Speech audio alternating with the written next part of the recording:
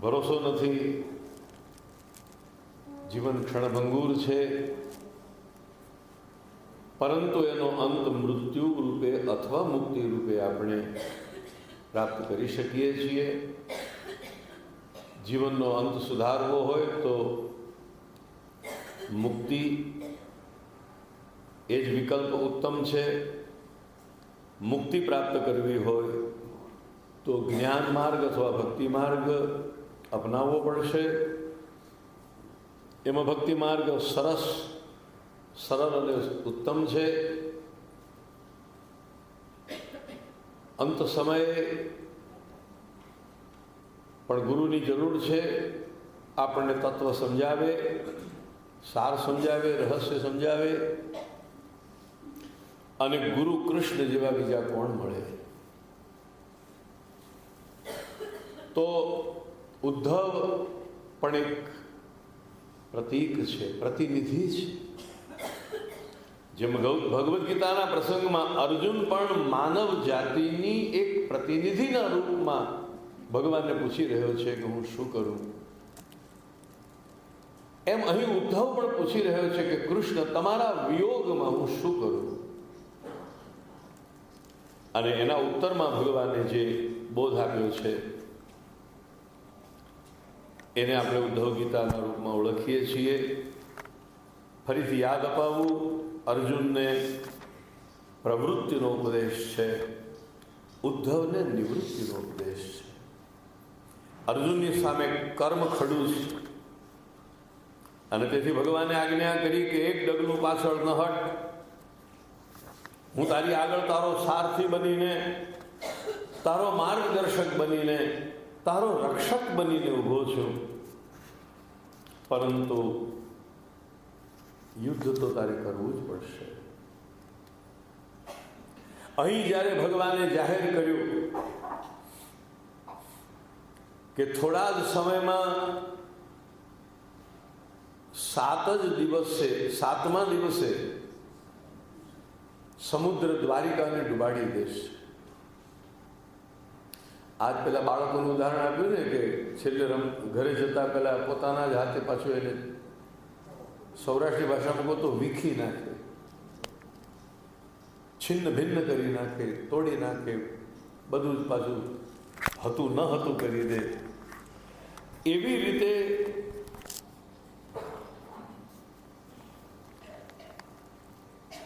ભગવાને પણ યદુકુળનો વિનાશ કરાવ્યો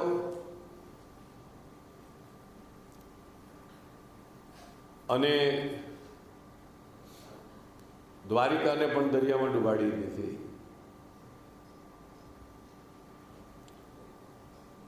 ઉદ્ધવજી ભગવાનની પાસે આવ્યા એટલે જાણ્યું કે ભગવાન આ કરશે. ભગવાને જ કહ્યું હતું કે હું જોઉં પછી 7મા દિવસે દ્વારિકા ડૂબી જશે. હું અહીંથી વિદાય લઉં એ જ ક્ષણે કળિયુગનો પ્રવેશ થઈ જશે. અને ત્યારે ઉદ્ધવે કહ્યું કે પ્રભુ, તો પછી અમારું શું? અમે તો આપના આધારે, આપના અવલંબને જીવીએ છીએ. અગર આપ જ પધારી જશો તો પછી અમારે શું કરવું, ક્યાં જવું?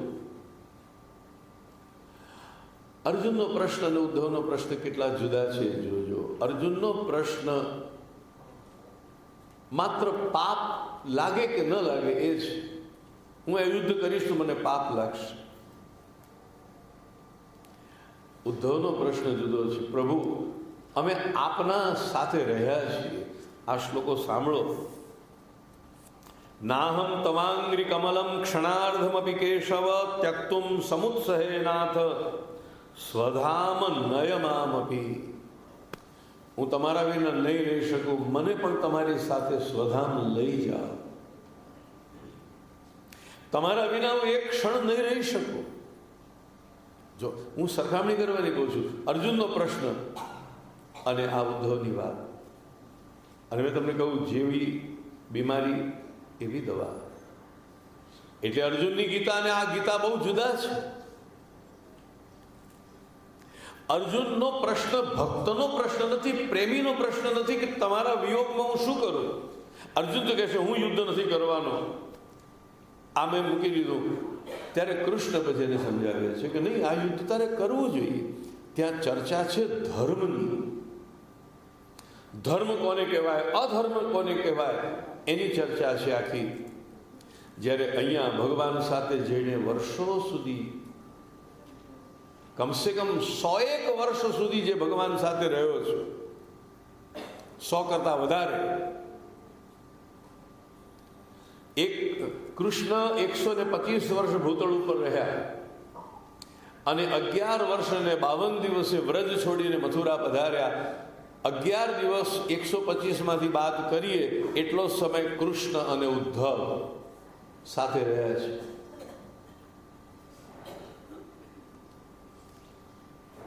શય્યા સનાટન સ્થાન સ્નાન ક્રીડા શનાદિષુ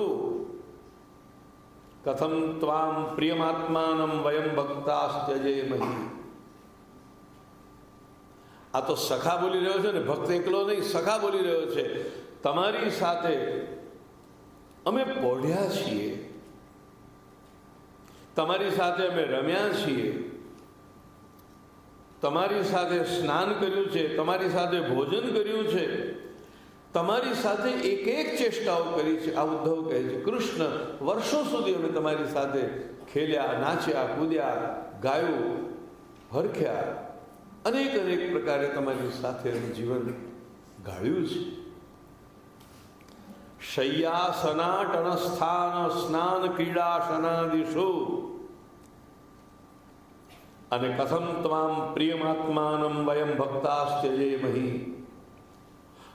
વર્ષોના વર્ષો સુધી જ્યારે સાથે રહી અને આપે અમને આટલું બધું સુખ આપ્યું અને હવે આપ અહીંથી પધારી જાઓ છો, તો પ્રભુ આપનો વિયોગ અમે કેવી રીતે સહન કરી શકીશું? આપ અમને પણ કેમ છોડી શકો? સ્વધામ નયમામપી. આ કૃષ્ણના વિરહની આશંકાથી ભયભીત થયેલો ભક્ત કહે છે, પ્રભુ અગર આપ સ્વધામ પધારવાના જ હો તો મને સાથે લઈ જાઓ, હું આપના વિના નહીં રહી શકું. આ કોઈ રણ મેદાન ઉપર પ્રગટ થયેલી ગીતા નથી. આ તો 100 કરતા પણ વધારે વર્ષો સુધી જે મિત્રો સાથે રહ્યા છે, એમાંનો એક મિત્ર કહી રહ્યો છે કે હું જાઉં છું, અને ત્યારે બીજો કહે છે કે મને સાથે લઈ જાઓ. આ એ ભૂમિકામાં આ ગીતા કહેવાય છે. અને દુઃખની વાત એ છે કે ભાગવત કથામાં આ પ્રસંગને વિસ્તારથી કહેવાનો અવસર જ નથી આવતો. આ વખતે ઉદ્ધવ ગીતા પસંદ કરીનું કારણ આ જ છે કે ભાગવત કથામાં તો આ એનો ઉલ્લેખ પણ ઘણી વાર કહેવાનો સમય નથી રહેતો.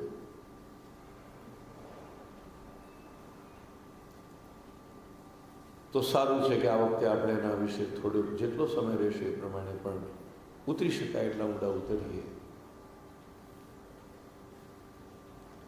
ઉદ્ધવ કહે છે, પ્રભુ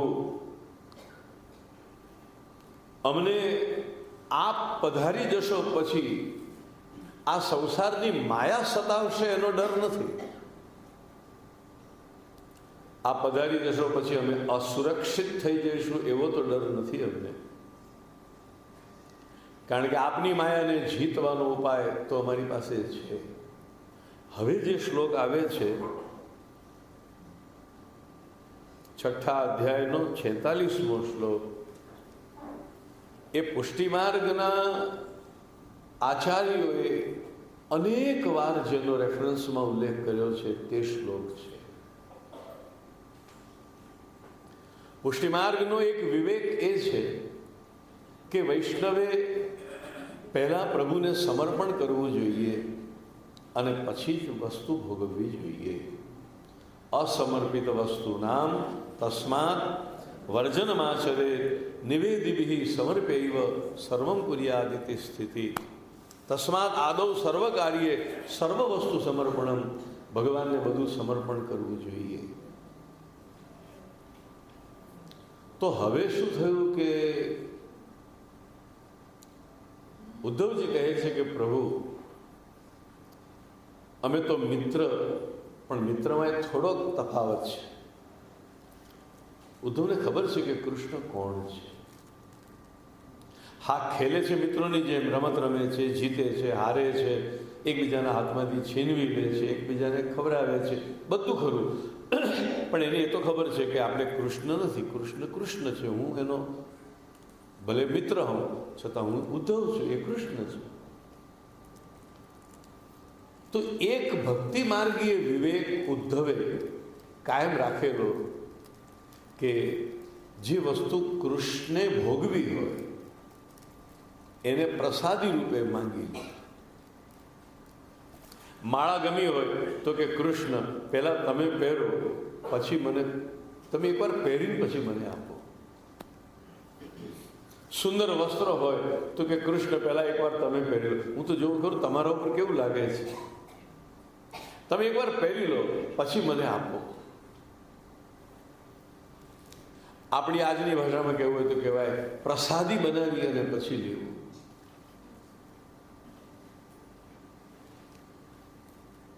આવા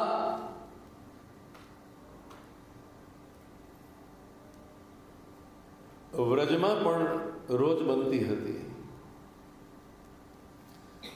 કૃષ્ણના સખાઓને, ગોવાળોને ગોપીઓ રોજ ભાથું બાંધી આપે. આપણે જેને છાક લીલા કહીએ છીએ.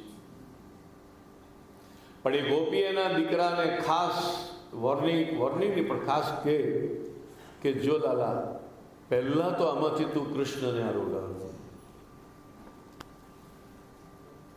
અને કૃષ્ણને આરોગાવ્યા પછી તારા આજુબાજુના ભાઈબંધોને પણ બાંટજે. પહેલું સમર્પણ, પછી વિતરણ અને પછી ભોગ. આ વિવેક વૈષ્ણવોએ શીખવા જેવો છે. પહેલું સમર્પણ, આરોગાવો. આ તમે લગ્ન થાય ત્યારે ન જોતા કે વરકન્યાની સામે કંસાર, તે ગોર મહારાજ એમ કહે છે કે તમારી મેળે ખાઈ લો, બબે પકોડિયા ભરી લો. કંસાર ભક્ષણ. અને હવે તો કંસારની જગ્યાએ કદાચ બીજું કંઈક રાખતા હશે, ખબર નહીં, પણ કરે છે શું? વરરાજાને કંઈક તમે ખાઈ લો, કન્યાને કંઈક તમે ખાઈ લો, એવું કરે છે? ના, શું કહે છે? વરને કહે છે કે કન્યાને જમાડ, કન્યાને કહે છે કે તું વરને ખવડાવો. એની પાછળની વાત સમજજો. એ માત્ર ખાલી આમ રૂઢી કે એવું નથી, એની પાછળ એક મેસેજ છે, એક ભાવના છે કે જે વસ્તુ ઉત્તમમાં ઉત્તમ આવી એને હું પહેલા ભોગવી લઉં, એ અહમ બહુ હાનિકારક છે. પછી પતિ પત્ની હોય કે મિત્ર હોય કે પાડોશી, કોઈ પણ સંબંધમાં પહેલા હું ભોગવી લઉં એ વૃત્તિ હાનિકારક છે, બાધક છે. મને કોઈ પેંડો આપે ને પેંડામાં પોણા ભાગનો ખાઈ લે, પછી પાવ વધ્યો બાજુવાળા તો જોઈએ છે. આ શોભારૂપ નથી વાત. અને એમાંય જ્યારે તમે ભગવાનની સાથે સંબંધમાં હો, એટલે ગોપી કહે છે બેટા હું તને જે, અને આ દરેક માએ બાળકને શીખવવા જેવું છે. ઉપનિષદ આપણને શીખવે છે, આપણે બાળકો છે ઉપનિષદની આગળ. તેના ત્યક્તેન ભુંજી થા માં વિધ કશ્ચિત સનમ ઈશાવાસ ઉપનિષદ કહે છે કે પહેલા સમર્પો પછી ભોગવો. વિવેક કહે છે કે પહેલા બાજુવાળાને ધરો, આપ લેંગે, પહેલા આપ લીજીએ. તો ગોપી એના બાળકને શીખવે છે કે બેટા આ બનાવ્યું છે ને, પણ પહેલા તો તું લાલાને આરોગાવ છે. ભાવત મોહે તિહારો જૂઠો, ભાવત મોહે.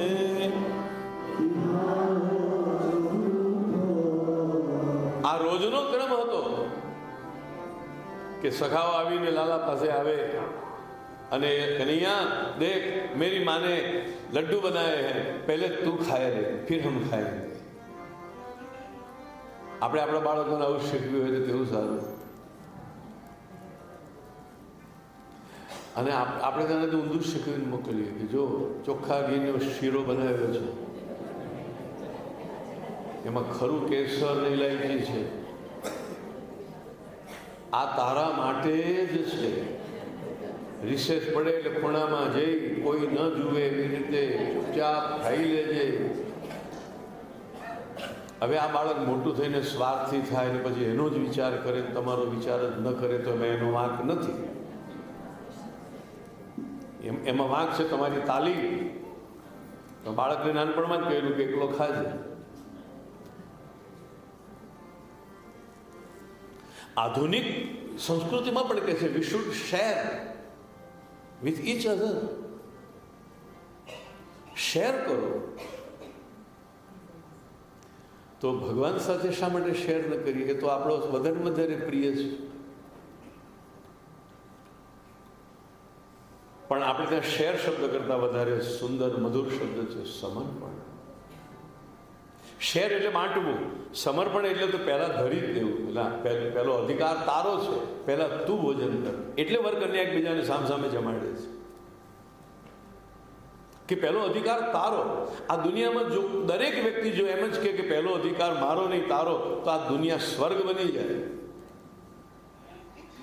પણ તકલીફ એ વાત આવે છે કે અધિકારની વાત આવે ત્યારે દરેક વ્યક્તિ કહે છે પહેલો અધિકાર મારો. અને એના જ કારણે આપણે દુનિયાને નરક બનાવી દીધી છે. પહેલો હું એ દુઃખનો માર્ગ છે અને છેલ્લે હું એ સુખનો માર્ગ છે. અને તમારી રોજિંદા જીવનમાં પણ આ નીતિ અપનાવજો. આ વ્રજ લીલામાં કૃષ્ણ શીખવે છે, આ વ્રજની ગોપીઓ શીખવે છે. પુષ્ટિ માર્ગમાં તો ગોપીઓ ગુરુ છે. તમે પહેલા તો પ્રભુને અર્પણ કરો, કારણ કે આપણને જે કંઈ મળ્યું છે તે એનાથી મળ્યું છે. ભાવત મોહી તિહારો. મારી માએ બનાવ્યો છે લાડુ એટલે મને ભાવે છે તો ઠીક, પણ લાલા તું આરોગ્ય ને પછી બહુ મીઠો બની જાય છે. તું આરોગ્ય પછી દહીં અને આરોગ્ય તો અમને એવું મીઠું લાગે છે. વાત સાચી છે. જે વસ્તુને ભગવાનનો સ્પર્શ થાય, મધુરાધિપતિનો જેને સ્પર્શ થાય, એનામાં કેવું માધુર્ય આવતું હશે. એટલે હું તો હંમેશા કહું છું વૈષ્ણવ તો મધુરો જ હોય. કટુતા અને કઠોરતા વૈષ્ણવમાં આવી શકે જ નહીં, કારણ કે વૈષ્ણવનો આરાધ્ય મધુરાધિપતિ છે. અને કદાચ આપણા સ્વભાવમાં કટુતા અને કઠોરતા હજી પણ હોય તો જેમ પેલા વૈદરાજ કહે ને, મધ સાથે આ બે ફાંકી લેજો, એમ રોજ દિવસમાં 2 વાર મધુરાષ્ટકનો પાઠ કરજો. એવું આપણા વૈદ્ય મહાપ્રભુજી કહે છે. કૃષ્ણ બહુ મધુરા છે.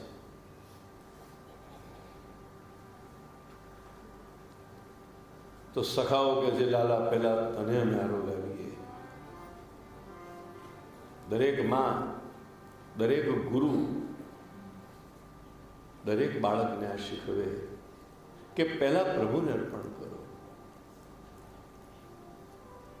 આ સમર્પણ. પછી પણ તમે ખાવાનું શરૂ ન કરો, પછી આજુબાજુવાળાને લેવડાવો. પહેલા ભગવાન આરોગ્ય ને એટલે પ્રસાદ થાય, અને આજુબાજુવાળામાં વહેંચો એટલે મહાપ્રસાદ થાય ઓર મીઠાશ આવે. તો આજુબાજુવાળાને પણ થોડું વહેંચો, અને પછી છેલ્લા તમે લો. છેલ્લા લેવાની બહુ મજા છે. તમે કહો છેલ્લા એ તો બધું ખૂટી પડે તો, એવું બધું નહીં. દુનિયાનું કોઈ પણ સુખ વેચવાથી ખૂટતું નથી. વસ્તુ ખૂટી શકે, સુખ ન ખૂટે. દુનિયાનું કોઈ પણ સુખ વેચવાથી ખૂટતું નથી. આપણે ખોટા બ્રહ્મમાં છીએ. સુખનો તો કાયદો એવો છે કે જેટલું વહેંચો એટલું વધતું જાય. વ્યય કૃતે વર્ધત એવ નિત્યમ દિન દિન બઢત સવાય. તો આ શ્લોક પુષ્ટિ માર્ગમાં અથવા ભક્તિ માર્ગમાં પણ, મર્યાદા ભક્તિ પુષ્ટિ ભક્તિ બંનેમાં પણ બહુ મહત્વનો છે. શ્લોકનો અનુવાદ વાંચું છું, સાંભળો. અમે આપની ધારણ કરેલી માલા પહેરી, આપે લગાવેલું ચંદન લગાવ્યું, આપના ઉતારેલા વસ્ત્રો પહેર્યા, આપે ધારણ કરેલા આભૂષણોથી અમને સજાવ્યા, અમે આપનું જૂઠણ, હિન્દી ભાષામાં જૂઠણ શબ્દ કે આપણે એને કહીએ પ્રસાદી, અમે આપનું જૂઠણ આરોગ્યા. એટલે હવે અમને માયા અમારા ઉપર કોઈ પ્રભાવ પાડી શકશે એવો ભય છે જ નહીં. જેની પાસે પ્રસાદ હોય ને એના જીવનમાં કદી પ્રમાદ ન આવે. અને એટલા જ માટે આપણા મહાપ્રભુજી તો આજ્ઞા જ કરે છે કે પહેલા તમે પ્રભુને સમર્પિત કરો. ભૌતિક રીતે સ્થૂળ રીતે સમર્પણ ન કરો ને તો સમર્પણની ભાવના રાખો. તમે નવું મકાન બનાવ્યું તો કંઈ આમ ઉઠાવીને ભગવાને કંઈ થોડું સમર્પણ કરી શકાય. પણ ભગવાને કહો પ્રભુ લે આ તારું ઘર, હવે તારા ઘરમાં મને આશ્રય આપીશ. હું ઘણી વાર કહું છું, તમારા ઘરમાં ઠાકોરજી નથી બિરાજતા, ઠાકોરજીના ઘરમાં તમને આશરો મળ્યો છે. તમે ભગવાનના ઘરમાં આશ્રિત છો.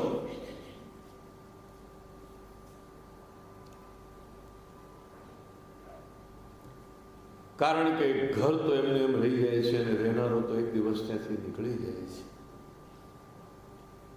આપણા ઘરમાં તો સારું છે, બાકી તમે ગેસ્ટ હાઉસમાં જાઓ તો તમે પેકિંગ કરતા હો ત્યાં સુધીમાં તો બેગો આવી ગઈ હોય.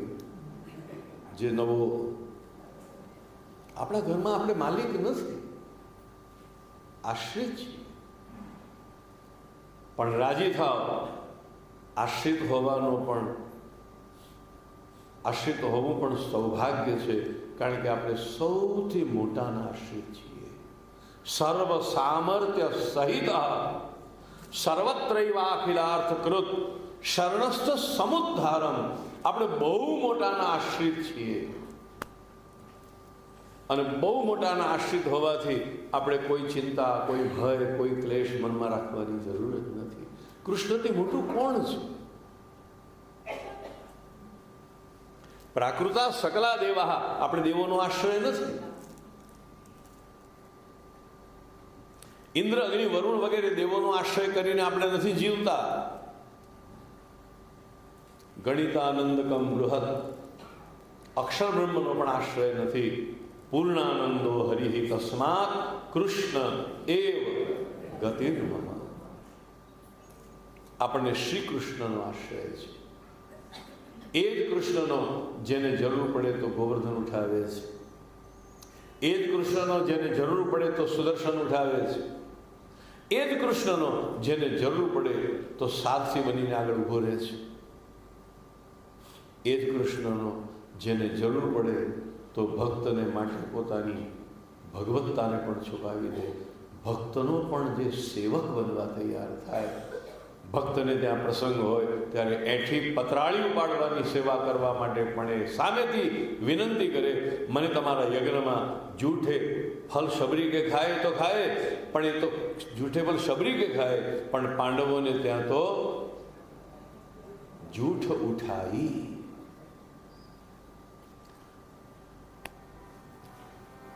રાજસો યજ્ઞ વિપ્રસ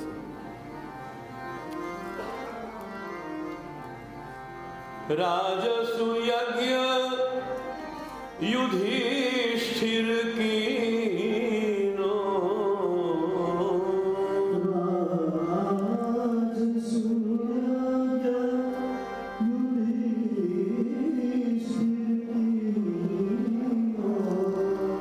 તાપે જૂઠ ઉઠા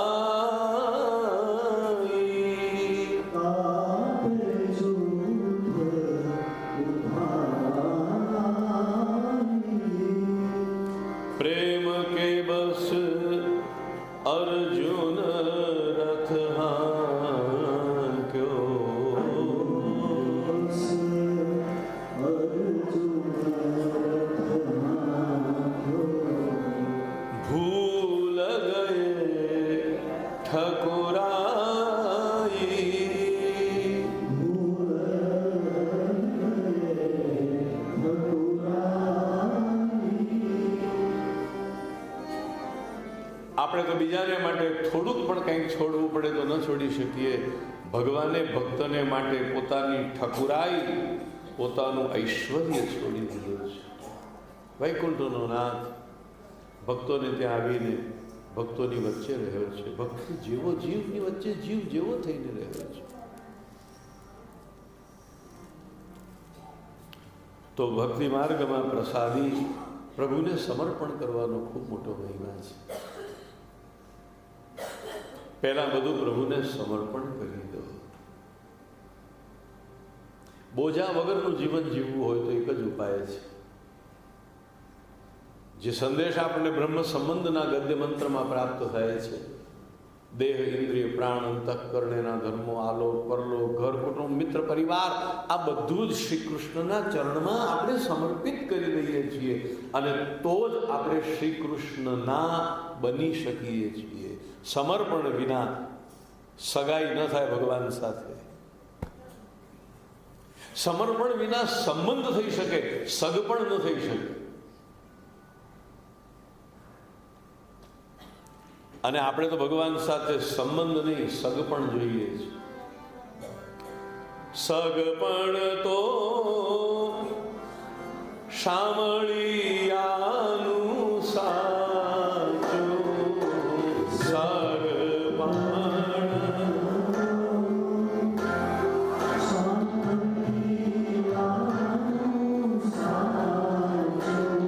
સંબંધ જુદી વસ્તુ છે અને સગપણ જુદી વસ્તુ છે. ભક્તોનો ભગવાન સાથે સંબંધ નથી, ભક્તોનો ભગવાન સાથે સગપણ છે. સબસે ઊંચી પ્રેમ સગાઈ. સગાઈ એટલે સગપણ.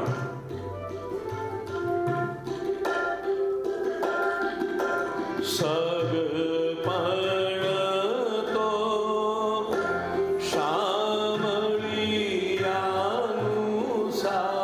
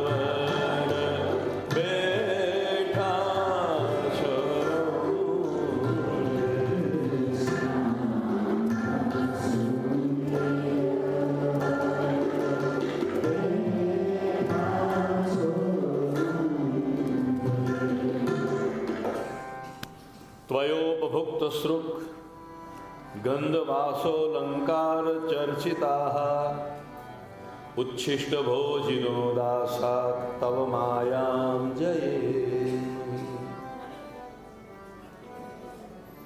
આપની પ્રસાદી માલા, ચંદન, વસ્ત્ર, આભૂષણો અને ભોજનથી અમે અમારી જાતને માયાથી તો સુરક્ષિત કરી દીધી. અમને સંસારનો ડર નથી પ્રભુ. અમને ડર છે તમારા વિયોગનો. અનેક વાત તો સાચી છે, કોઈ થોડાક દિવસ માટે આપણા પાડોશમાં રહેવા આવ્યું હોય અને એ જાય તો આપણને એની ખોટ લાગે છે.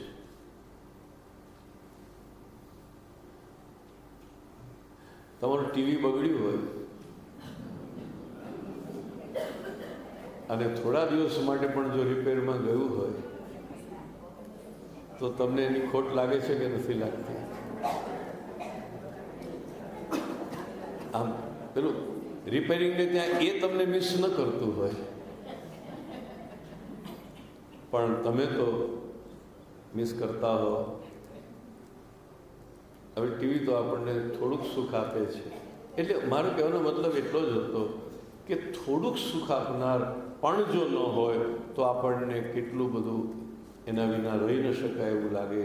તો ભગવાનનો વિયોગ ભક્તો કેવી રીતે સહન કરીશ? કૃષ્ણ સાથે વર્ષો સુધી જે રહ્યા છે, અને તેમાં કૃષ્ણનો વિયોગ, કૃષ્ણ તો પરમ આનંદ રૂપ છે, પરમ આનંદની સાથે જે નાચે છે, ગાય છે, ખેલે છે, સખા ભાવે એક આસન ઉપર બેસે છે, પરમાનંદની સાથે જે અનેક રીતે ઓતપ્રોત થયેલો ભક્ત છે, એ ભગવાન કૃષ્ણનો વિયોગ કેમ સહન કરી શકે? તમે ઉદ્ધવની પરિસ્થિતિ સમજો. હું તમને એ ભૂમિકા સમજાવવાનો પ્રયત્ન કરી રહ્યો છું કે અર્જુનની વાત અલગ છે. અર્જુન ઇમોશનલ થઈ ગયો છે, સામે સ્વજનોને મારવા પડશે ડરથી, કે સામે બધા મારા સ્વજનો છે, એ બધાને મારે મારવા પડશે, દ્રોણને મારે મારવા પડશે, ભીષ્મને મારે મારવા પડશે. અર્જુનની ભાવુકતાનું કારણ જુદું છે. જ્યારે ઉદ્ધવ 100 કરતા પણ વધારે વર્ષ જેની સાથે, અને તે પરમ મિત્ર કોઈ સાધારણ મિત્ર નથી, સાક્ષાત સચ્ચિદાનંદ બ્રહ્મ પરમાનંદ રૂપ શ્રી કૃષ્ણ છે, અને કહે છે કે હું સ્વધામ જઈ રહ્યો છું. તો એ ઉદ્ધવની શી હાલત થાય વિચાર કરો. એટલે ઉદ્ધવ કહે છે, પ્રભુ આપ પધારી જાઓ, પછી સંસાર અમને ત્રાસ આપશે એનો અમને કોઈ ભય નથી, એ માટે તમે સુસજ્જ છીએ, પણ આપનો વિયોગ અમારાથી કેમ સહન થશે? અને એક વાત ચોક્કસ છે કે એનો કોઈ વિકલ્પ નથી હોતો. આ વાત ઉદ્ધવ જેટલું જાણે છે એટલું કોઈ નથી જાણતા, કારણ કે ઉદ્ધવને વ્રજની ગોપીઓ સાથે મુલાકાત થયેલી છે. કેવળ મુલાકાત જ નથી થઈ, કંઈક પ્રેમના પાઠ, વ્રજ ભક્તિના પાઠ, વ્રજ પ્રેમના પાઠ, વ્રજના પ્રેમીઓના પાઠ ઉદ્ધવ પણ થોડો સમય વ્રજમાં રહીને ગોપીઓ પાસેથી ભણ્યા છે. મને લાગે જો પ્રેમી તરીકે ત્રાજવામાં મૂકવા હોય તો અર્જુન કરતા ઉદ્ધવ વધારે ભારે છે.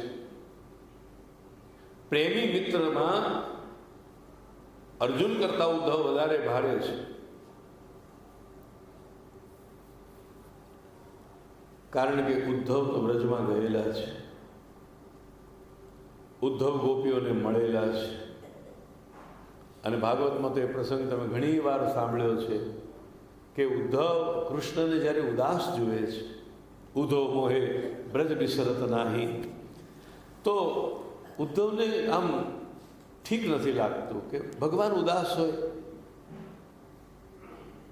તો એક બાજુ મનમાં એવી ચટપટી પણ થાય છે કે કૃષ્ણ જેની સ્મૃતિમાં ઉદાસ બની જાય એ વ્રજ કેવું હશે, એ ગોપ કેવા હશે, ગોપીઓ કેવી હશે, એ આખું વાતાવરણ કેવું હશે. એક બાજુ મનમાં એ ચટપટી છે, અને કૃષ્ણ કહે કે ગોપીઓ મારા વિયોગમાં દુઃખી હશે, નંદબાવા મારા વિયોગમાં દુઃખી હશે, યશોદા મૈયા મારા વિયોગમાં દુઃખી હશે, ગાયો મારા વિયોગમાં દુઃખી હશે. આપણને ખબર ન પડે પણ કોઈ વૃક્ષને પણ તમારા બગીચામાં તમને કોઈ ઝાડ વધારે ગમતું હોય ને, અને જો થોડા દિવસ તમે બહાર જાઓ તો ઝાડને પણ તમારો વિયોગ ફીલ થતો હોય છે, ખબર ન પડે આપણને. આચાર્ય રજનીશજી એક વાત લખી છે, એમની સ્કૂલનું એક વૃક્ષ એમને બહુ પ્રિય હતું, ખૂબ પ્રેમ હતો એ વૃક્ષ ઉપર, અને રોજ જાય એ વૃક્ષની નીચે બેસે, વૃક્ષના ઉપર પ્રેમથી હાથ ફેરવે. બહુ બુદ્ધિમાન લોકો છે ને આપણને ગાંડા જ લાગે, પણ એની સાથે વાતો કરે. અને જ્યારે પછી એ કોલેજના કેમ્પસની આ વાત હતી, કોલેજમાં ડિગ્રી પૂરી થઈને એમને નીકળી જવાનો પ્રસંગ આવ્યો, તો વિદાય લેતા પહેલા વૃક્ષને ભેટીને ચોધાર આંસુએ રડ્યા. ઓશો રજનીશની આ વાત છે. ચોધાર આંસુ રડ્યા. 6 મહિના પછી એ વૃક્ષ આખું ખલાસ થઈ ગયું, નિષ્પ્રાણ. એક પાંદડા ખરી પડ્યા અને એ ડેડ ખલાસ મરી ગયું ઝાડ.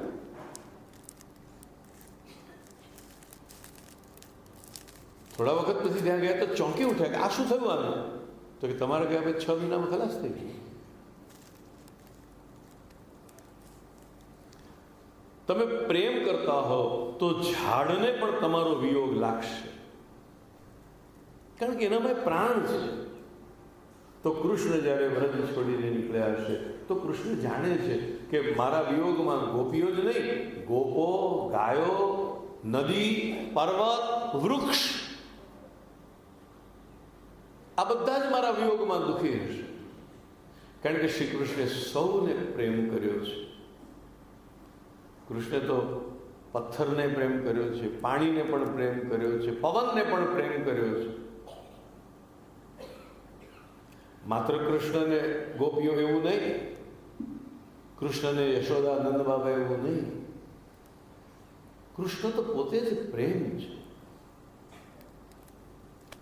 તો ઉદ્ધવે કહ્યું, ભગવાન એક કામ કરો, તમારા વિયોગમાં તમારા ભક્તો બહુ દુઃખી હોય ને તો હું એમને જઈને થોડો જ્ઞાનનો ઉપદેશ આપું. હું શાસ્ત્ર ભણેલો છું અને વેદાંતનું, શાસ્ત્રોનું મારી પાસે જ્ઞાન છે.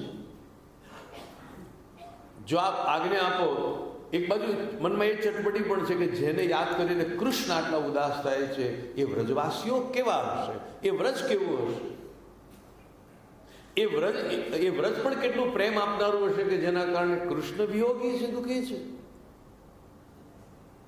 અને બીજી બાજુ એમ પણ થાય છે કે ભગવાનના વિયોગમાં ભક્તો આટલા બધા દુઃખી હોય તો હું જઈને એમને કંઈક એમનું દુઃખ ઓછું થાય માટેનો પ્રયત્ન કરું.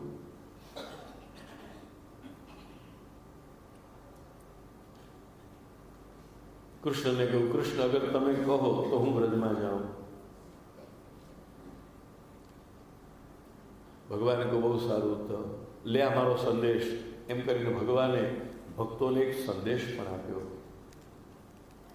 પણ ઉદ્ધવનો મુખ્ય આશય કૃષ્ણનો સંદેશ પહોંચાડવાનો ન હતો, પણ ભગવાનના વિયોગમાં વ્યાકુળ એવા, વિરહાગ્નિમાં તપી રહેલા એવા ભક્તોને જ્ઞાનનો ઉપદેશ આપવાનો હતો. ઉદ્ધવ વ્રજમાં ગયા છે તો ગુરુ થઈને ગયા છે, ગોપીઓને જ્ઞાન આપવા માટે. અને બૃહસ્પતિના શિષ્ય છે, મહાવિદ્વાન, મહાજ્ઞાની છે, એમાં તો કોઈ શંકા નથી. ગોપીઓ પાસે કૃષ્ણના વિયોગનો તાપ છે અને ઉદ્ધવ પાસે જ્ઞાન છે.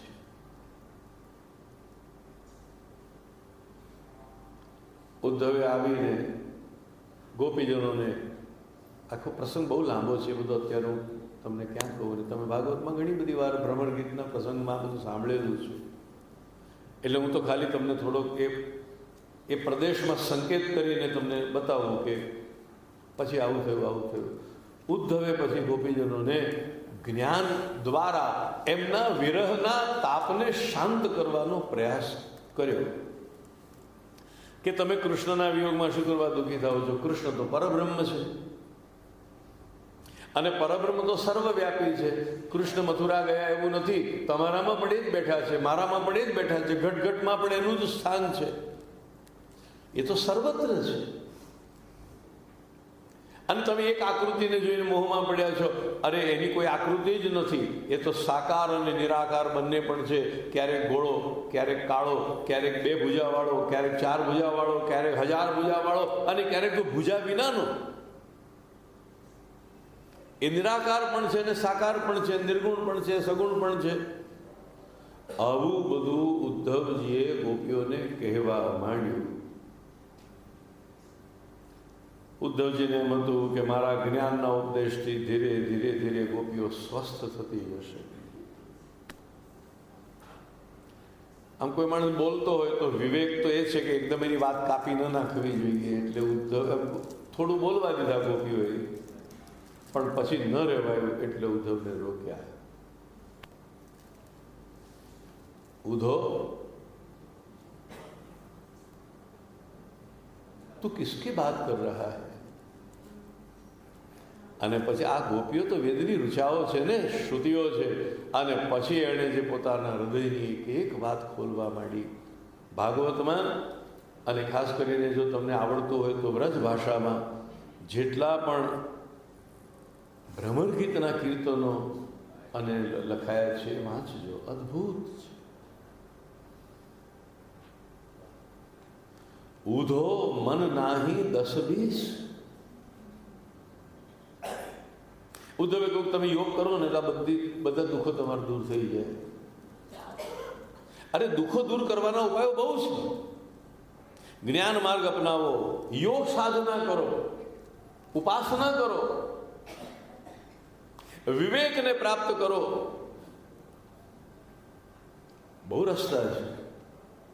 ગોપે કોઈ રસ્તા તો બહુ છે પણ મન એક જ છે ને. ઉધો મન નાહી 10-20. મન કઈ 10-20 નથી કે એક યોગમાં લગાડીએ, એક કર્મમાં લગાડીએ, એક જ્ઞાનમાં લગાડીએ, એક આમાં લગાડીએ, એક આમાં લગાડીએ. તું એમ કહે છે કે તમારા મનની શાંતિ માટે હું આમ કરું, પણ મન છે જ ક્યાં અમારી પાસે? એક હતો. અમે ભગવાન દરેકને કેટલા મન આપે છે? એક. ગોપીઓ કહે છે એક હતો સો ગયો શ્યામ સંગ. મન કઈ 10-20 તો હતા નહીં, એક હતું અમારી પાસે અમારું. અને તે પણ કૃષ્ણ અક્રૂરના રથમાં બિરાજમાન થઈને મથુરા પધાર્યા ત્યારે લઈને ગયા. ભગવાનનું નામ છે મનોહર. એક હતું ને તે પણ ગયું કૃષ્ણ લઈને ગયા. અબ કો આરાધે ઈશ. હવે કોણ ઈશ્વરની આરાધના કરે? હવે તમે ઉપાસના ને આરાધના ને યોગ અને કર્મ અને આ બધી શું વાત કરી રહ્યા છો? અમારા માટે આ વાત નકામી છે.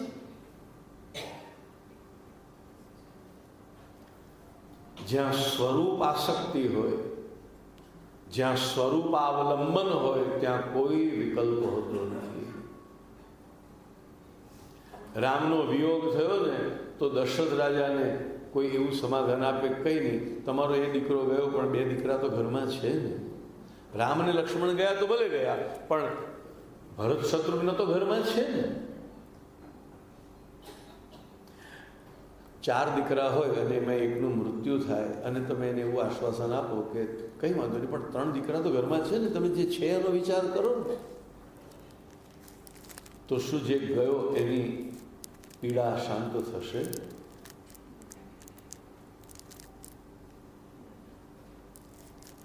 જ્યાં સ્વરૂપનો આશ્રય છે, જ્યાં સ્વરૂપાશક્તિ છે, જ્યાં સ્વરૂપાવલંબન છે, ત્યાં કોઈ વિકલ્પ હોતો નથી કે આ સુખ ગયું તો એને બદલે હવે આ સુખ ચાલશે.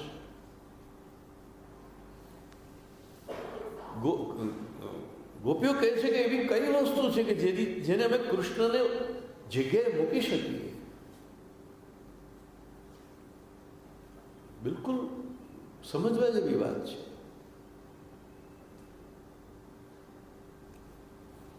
અને એટલા જ માટે ગોપીઓને તો કૃષ્ણ પણ બીજા રૂપમાં આવે તો માન્ય નથી.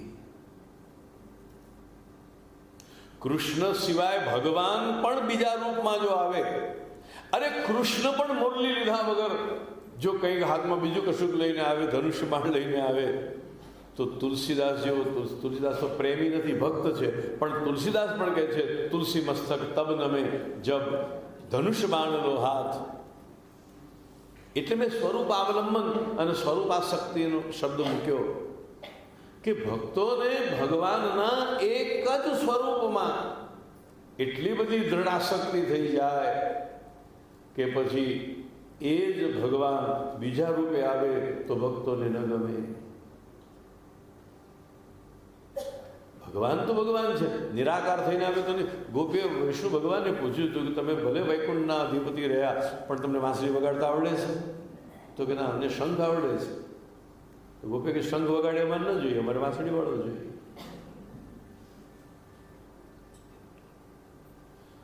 ભગવત સ્વરૂપ માટેનો ભક્તોનો કેટલો બધો આગ્રહ છે.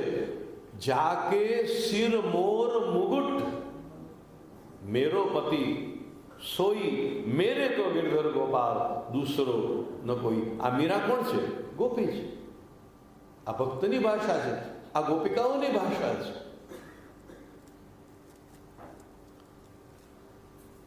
તો ગોપીઓએ જ્યારે ઉદ્ધવજીને કહ્યું કે ઉદ્ધવ, તું નહીં સમજી શકે અમારી વાતને. અને વાત સાચી છે. ગોપીઓના હૃદયની વ્યથા જ્યાં સુધી તમે પોતે ગોપી જેટલો પ્રેમ પ્રાપ્ત ન કર્યો હોય, અથવા તમે પોતે જ ગોપી ન હો, ત્યાં સુધી તમને નહીં સમજી શકાય. એકનું એક બાળક મરણ પામ્યું અને માં રડતી હોય, એ માની પીડા કેટલી એ બીજી કોઈ સ્ત્રીઓને ખબર નહીં પડે. એટલે કહ્યું ને, ઘાયલ કી ગતિ ઘાયલ જાને ઓર ન જાને કોઈ. તો આ ઉદ્ધવ જે ગોપીજનોને જ્ઞાનોપદેશ આપવા માટે ગયા હતા, એ જ્ઞાનનો ઉપદેશ આપવાને બદલે ગોપીઓના પ્રેમનું અમૃત પીને પાછા ફર્યા છે. જ્ઞાની ગયો અને પ્રેમી આવ્યો પાછો. જ્ઞાની પ્રેમી થઈને પાછો આવ્યો. આ સંદર્ભ એટલા માટે કહું છું કે કૃષ્ણ જ્યારે ઉદ્ધવને કંઈક કહેતા હોય, કે ઉદ્ધવ જ્યારે કૃષ્ણને કંઈક કહેતા હોય, ત્યારે આ નકરી ઉપનિષદની વાતો નથી. આની અંદર ભક્તિ રસનું એક પ્રગટ ન હોય એવું રૂપ છે. પછી કથા એવી છે કે ઉદ્ધવ શિષ્ય ભાવે ઘણો સમય વ્રજમાં રહ્યા છે. ગોપીઓના કૃષ્ણ પ્રેમને અને કૃષ્ણ વિયોગને એમણે ખૂબ સમજવાની કોશિશ કરી છે. અને એટલા માટે વ્રજ ભક્તો તો આજે પણ વિનોદમાં બોલે છે કે ઉધો બ્રજ મેં સીધો ગયો. ઉધો આમ વ્રજમાં લાડમાં બોલાય ને, ઉદ્ધવને કે ઉધો. મોટા ભાગના પદો આ ઉધો શબ્દથી શરૂ થાય. ઉધો હરિ કી કથા સુનાવો. ઉધો કો કાર્ય કી પ્રીત. સુરદાસજી અને બીજા બધાએ બહુ સુંદર પદો રચ્યા છે. ક્યારેક આ બધા પદો વાંચો. વ્રજ ભાષા બહુ અઘરી નથી, સંસ્કૃત કરતાં તો અતિશય સહેલી છે. અને આ બધી જે હૃદયની જે વાતો છે, ભક્તોના હૃદયની અંતરંગની જે વાતો છે, એ તમને ભાગવતમાં નહીં મળે. એ તમને સુરદાસ, પરમાનંદાસ, કુમનદાસ એ બધાના પદોમાં મળશે. ગોપીઓના હૃદયને આ બધા સમજી શક્યા છે. ગોપીઓના હૃદયને આ લોકોએ ખોલી નાખ્યું છે, કારણ કે આ ખુદ ગોપીઓ છે. સુરદાસ કોણ છે? કુમનદાસ કોણ છે? એ પણ વ્રજની ગોપીઓ જ છે. અને તેથી ગોપીઓના ભાવોને બહુ સુંદર રીતે પ્રગટ કરી શક્યા છે. જે વાત શુકદેવ ન કહી શક્યા એ વાત સુરદાસે કહી છે. જે વાત શુકદેવ ન કહી શક્યા એ વાત પરમાનંદાસે કહી છે, કુમનદાસે કહી છે, ગોવિંદ સ્વામીએ કહી છે, અષ્ટસખાઓએ કહી છે. કારણ કે આ બધી ગોપીઓ જ છે.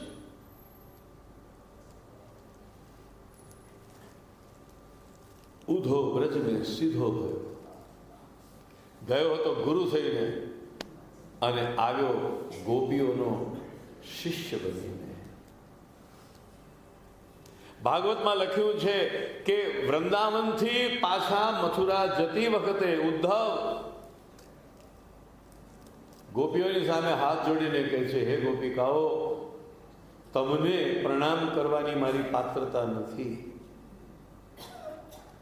તમારા ચરણને પ્રણામ કરવાની પણ મારી પાત્રતા નથી. હું તો તમારી ચરણ રજને વંદન કરું છું. વંદે નંદ બ્રજ સ્ત્રીણામ. કોણ? આ બૃહસ્પતિનો શિષ્ય, બુદ્ધિ સત્તમ, મહાબુદ્ધિમાન, જીનિયસ, મેધાવી, તેજસ્વી વ્યક્તિ. ગોપીઓની ગાયો ચારાવનારા ગોવાળોની ગોપીઓ, દહીં માખણ વલોવનારી ગોપીઓ, ગામની ગંવાર સ્ત્રીઓ, એની પાસેથી વિદાય લેતા લેતા ઉદ્ધવ કહે છે, તમારા ચરણને વંદન કરવાની મારી પાત્રતા નથી, હું તમારી ચરણ રજને વંદન કરું છું. વંદે નંદ વ્રજ સ્ત્રીણામ પાદરેણુ અભિક્ષણ શાહ. વારંવાર તમારી ચરણ રજને વંદું છું. યાસામ હરિકથોદ્ગીતમ પુનાદિ ભુવનત્રયમ. એ ગોપીઓની ચરણ રજને વંદન કે જેણે ગાયેલા કૃષ્ણ ગીતથી ત્રણેય લોક પાવન થયા છે. પ્રેમની દીક્ષા લઈને ઉદ્ધવ આવ્યા છે પાછા. દીક્ષિત છે ઉદ્ધવ. અને એટલા જ માટે અહીંયા કહી રહ્યા છે કૃષ્ણને કે તમારો વિયોગ અમારાથી સહન નહીં થાય. એક મિત્ર ખાલી મિત્રને કેમ નહીં, પણ વ્રજમાં જઈને જે પ્રેમના પાઠ ભણીને આવેલા છે એ ઉદ્ધવ કૃષ્ણને કહે છે કે તમારી સાથે આટલા વર્ષો ગાળ્યા, હવે અમે તમારો વિયોગ કેમ સહન કરી શકીશું. અને એના ઉત્તરમાં પછી ભગવાને જે ઉપદેશ આપ્યો છે. હવે એક પ્રશ્ન બહુ મોટો છે કે ભક્તોને ભગવાનના વિયોગની જે પીડા હોય એને જ્ઞાન દ્વારા શાંત કરી શકાય કે નહીં. હવે વિકલ્પ તો નથી કે ભગવાન તો નીકળી ગયા, વ્રજ છોડીને એટલે નીકળી ગયા. હવે ત્યાં કૃષ્ણ કે બીજા થોડા છે કે એક કૃષ્ણ નથી તો બીજા કૃષ્ણને મૂકી દો. એનું નામ અનન્યતા. તો કૃષ્ણને તમે પાછા નથી લાવી શકતા. કૃષ્ણની જગ્યાએ તમે કૃષ્ણ બે નથી કે જે તમે મૂકી શકો. તો પછી શું કરવું? તો કે એક વસ્તુ બની શકે કે એમને કંઈક વિવેક આપીએ, સમજાવીએ, કંઈક સગપણ આપીએ, સમજણ આપીએ. તો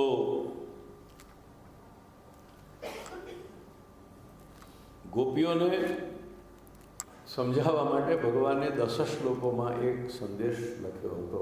ભાગવતમાં એ સંદેશ છે. ભવતી નામ યોગો મેં નહીં સર્વાત્મના ક્વચિત વગેરે 10 શ્લોક. અને 10 શ્લોકમાં ફિલોસોફી જ છે, તત્વજ્ઞાન, જવાબો તત્વજ્ઞાનના છે. ઉદ્ધવે આવીને કહ્યું, હે ગોપીઓ, તમારા વિરહના તાપને શાંત કરવા માટે હું ભગવાનનો સંદેશ લઈને આવ્યો છું, ભગવાનનો પત્ર લઈને આવ્યો છું. લો આ ભગવાનનો પત્ર, લો આ સંદેશ. ગોપીઓ મીઠું મીઠું હસી ઉદ્ધવની સામે જરા આમ કોઈ ખાસ ટોનમાં હસ્યા અને બોલ્યા, ઉધો તુમ ભોરે. ઉદ્ધવ, તું હજી બહુ ભોળો છે, હજી બહુ નાદાન છે. ઉધો તુમ ભોરે પાતી લેકર દોરે. તમે એમ માનો છો કે કૃષ્ણના વિયોગનો તાપ માત્ર એક પત્ર આપવાથી દૂર થઈ જશે? उधो तुम भोरे, तू बड़ा नादान है, तू कच्चा है, तू कुछ नहीं समझता. पाती लेकर दौड़े. અમારા હૃદયમાં શ્રી કૃષ્ણના વિયોગનો જે તાપ છે એ તાપ શ્રી કૃષ્ણ વિના કોઈ અને કશું જ દૂર કરી શકે તેમ નથી. કોઈ વિકલ્પ ન હોઈ શકે. સ્વયં કૃષ્ણ આવે અને તે પણ અમારે જેવા જોઈતા હતા એવા પાછા. મથુરાધીશ નહીં, સુદર્શન વાળા નહીં, સોનાના મુગટ વાળા નહીં, રાજાધિરાજ નહીં, અમારો નંદનો કુંવર પાછો આવે. નંદના કુંવર તમે. અહીંયા ભગવાનની વાત નથી, પોતાના પ્યારા પ્રભુની વાત છે. નંદના કુંવર તમે બહુ રંગ રસિયા,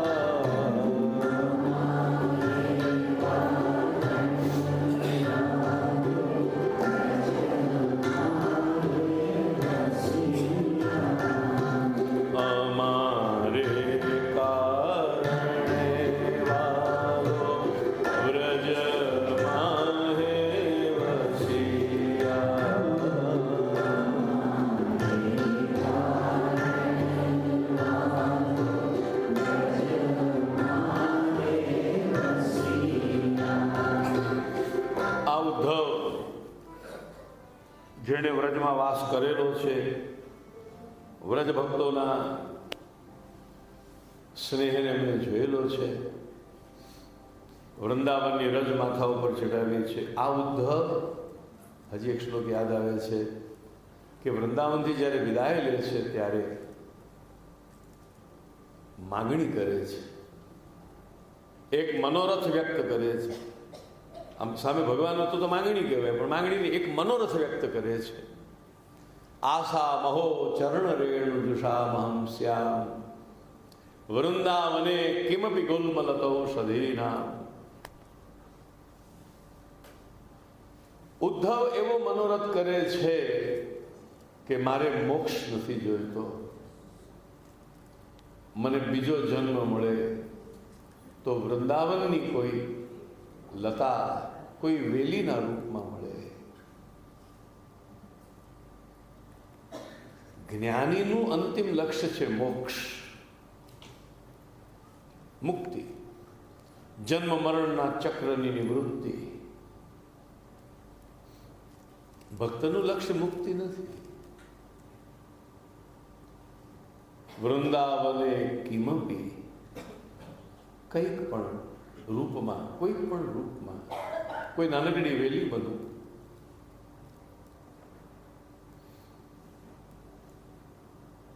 તો કે વૃંદાવનમાં વેલી અથવા વૃક્ષ બનવાનું કેમ માંગો છો? તો કે બે કારણ. એક તો એને પગ ન હોય, વૃક્ષને પગ ન હોય, એ ગતિ ન કરે, એ તો જમીનમાં એક જ જગ્યાએ સ્થિર હોય ને. એટલે વૃંદાવનમાં વસ્યા પછી કંઈ નીકળવાનું તો આવે જ નહીં, ત્યાં કાયમી વાસ થઈ જાય વૃંદાવનમાં.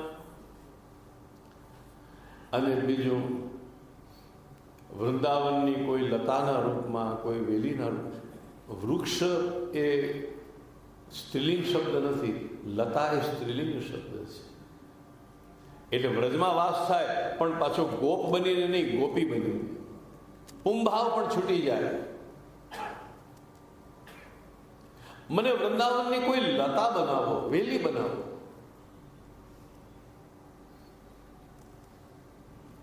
કોઈ પૂછે એનાથી લાભ શું થશે? ઉદ્ધવ કહ્યું, એક લાભ થશે. રોજ આ ગોપીઓ જ્યારે દહીં માખણ વેચવા જતી હશે ને, તો એના ચરણથી ઉડેલી રજ મારા ઉપર રોજ લાગતી રહેશે. વૃંદાવનની લતા, વૃંદાવનની વેલી એટલા માટે બનવા માંગુ છું કે કોઈ વાર મને આ ગોપીઓની ચરણ રજનો મારા ઉપર અભિષેક થતો રહેશે. આ છે ઉદ્ધવ.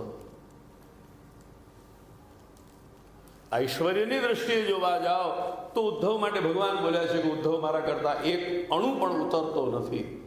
એઝ ડિવાઇન એઝ મી, એઝ સિગ્નિફિકન્ટ એઝ મી. ભગવાન કે જે ઉદ્ધવ મારા કરતા એક અણુ પણ ઉતરતો નથી. અને શાસ્ત્રકારો તો કહે છે ઉદ્ધવ એટલે જ ઉત્સવ. ઉદ્ધવનો અર્થ જ ઉત્સવ છે. સંસ્કૃતમાં ધવનો અર્થ છે સ્વામી, અને ઉત એટલે ઉત્તમ, જેનો ઉત્તમ સ્વામી છે, જે મોટાનો આશ્રિત છે, એ ઉદ્ધવ છે.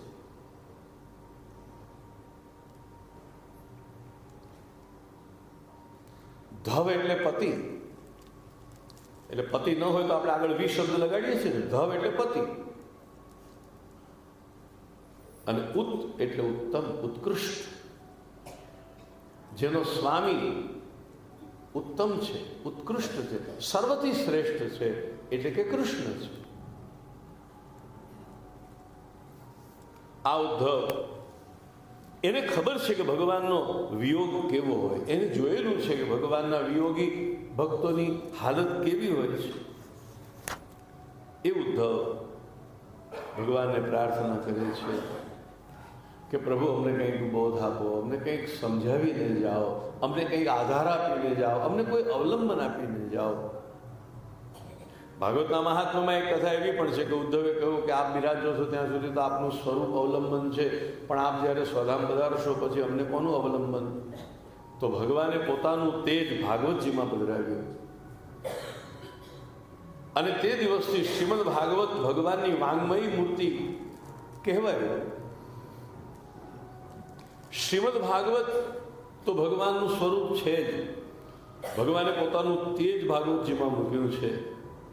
એ જ ભાગવતના 11મા સ્કંદમાં મુક્તિ લીલામાં ભગવાનના વિયોગની આશંકાથી દુઃખી થયેલા ઉદ્ધવ ભગવાનને પ્રાર્થના કરે છે, પ્રભુ અમને સાથે લઈ જાઓ, અથવા અમને એવો બોધ આપો કે આપના વિયોગને અમે સહી શકીએ. હવે સાથે તો ભગવાને લઈ જવાનું કહ્યું નહીં, કારણ કે આ જગતમાં કોઈ કોઈની સાથે આવતું નથી, એની સાથે જતું નથી. ભગવાન પણ સ્વધામ પધાર્યા છે તો બલભદ્ર સાથે નથી, કે રૂકમિણી સત્યભામા વગેરે દ્વારકામાં એક પણ રાણી ભગવાનની સાથે નથી. તો ભગવાને કહ્યું કે સ્વધામ તો હું છું, પણ હું તને બોધ આપું છું, હું તને વિવેક આપું છું, તને સમજણ આપું છું. સાચી વાત તો એ છે કે વિયોગની પીડામાં સમજણ કશાય કામની નથી. આ વાત ઉદ્ધવને સમજાવી હતી, એટલા માટે ગોપીઓએ કહ્યું કે તું તો મૂરખ છે, નાદાન છે, આ ચિઠ્ઠી લઈને દોડી આવ્યો, એનાથી કોઈના હૃદયને શાંતિ મળે કદી? એક વાત સાચી છે, એક માણસ બહુ ભૂખ્યો હોય, એની સામે તમે અન્નકૂટના ચિત્ર ધરો, પેલી સારી સારી રેસીપીના જે ફોટોગ્રાફ્સ આવતા હોય બધા, એ સારામાં સારા ફોટોગ્રાફ એની સામે ધરીને કહો તને ભૂખ લાગી છે ને, લે જોઈ લે, જો આ ગુલાબજાંબુ છે, આ છે ને આ તે છે, એમ કરીને બધું બતાવો, તો એને આમ આંશિક રીતે તો ઓળકાર આપવો જોઈએ કે નહીં, સંતોષ થવો જોઈએ કે નહીં થાય? ભૂખ્યાને તો ભોજન જોઈએ, તરસ્યાને તો જલ જોઈએ. તરસ્યાને તમે નદીનું ચિત્ર બતાવશો એનાથી શું થશે? કદાચ એવું બને કે એની પીડા વધી જાય. ભૂખ્યાની સામે તમે આમ બધી ભોજનના ચિત્રો દેખાડો તો એનું દુઃખ વધારે અસહ્ય થવા લાગે. જે દિવસે તમે ઉપવાસ કર્યો, સાયન્સ એવું કહે છે કે જે દિવસે તમે ઉપવાસ કર્યો હોય એ દિવસે તમારું નાક વધારે સેન્સિટિવ થઈ જાય છે. આ સાબિત થયેલી વાત છે. રોજ નાકને ખબર નહીં પડતી હોય કે રસોડામાં શું થઈ રહ્યું છે, પણ જો તમે ઉપવાસ કર્યો હશે તો નાક વધારે એલર્ટ, વધારે સેન્સિટિવ, વધારે ગ્રાસ્પિંગ. આવું એક સાયન્ટિફિકલી પ્રૂવ થયેલું છે.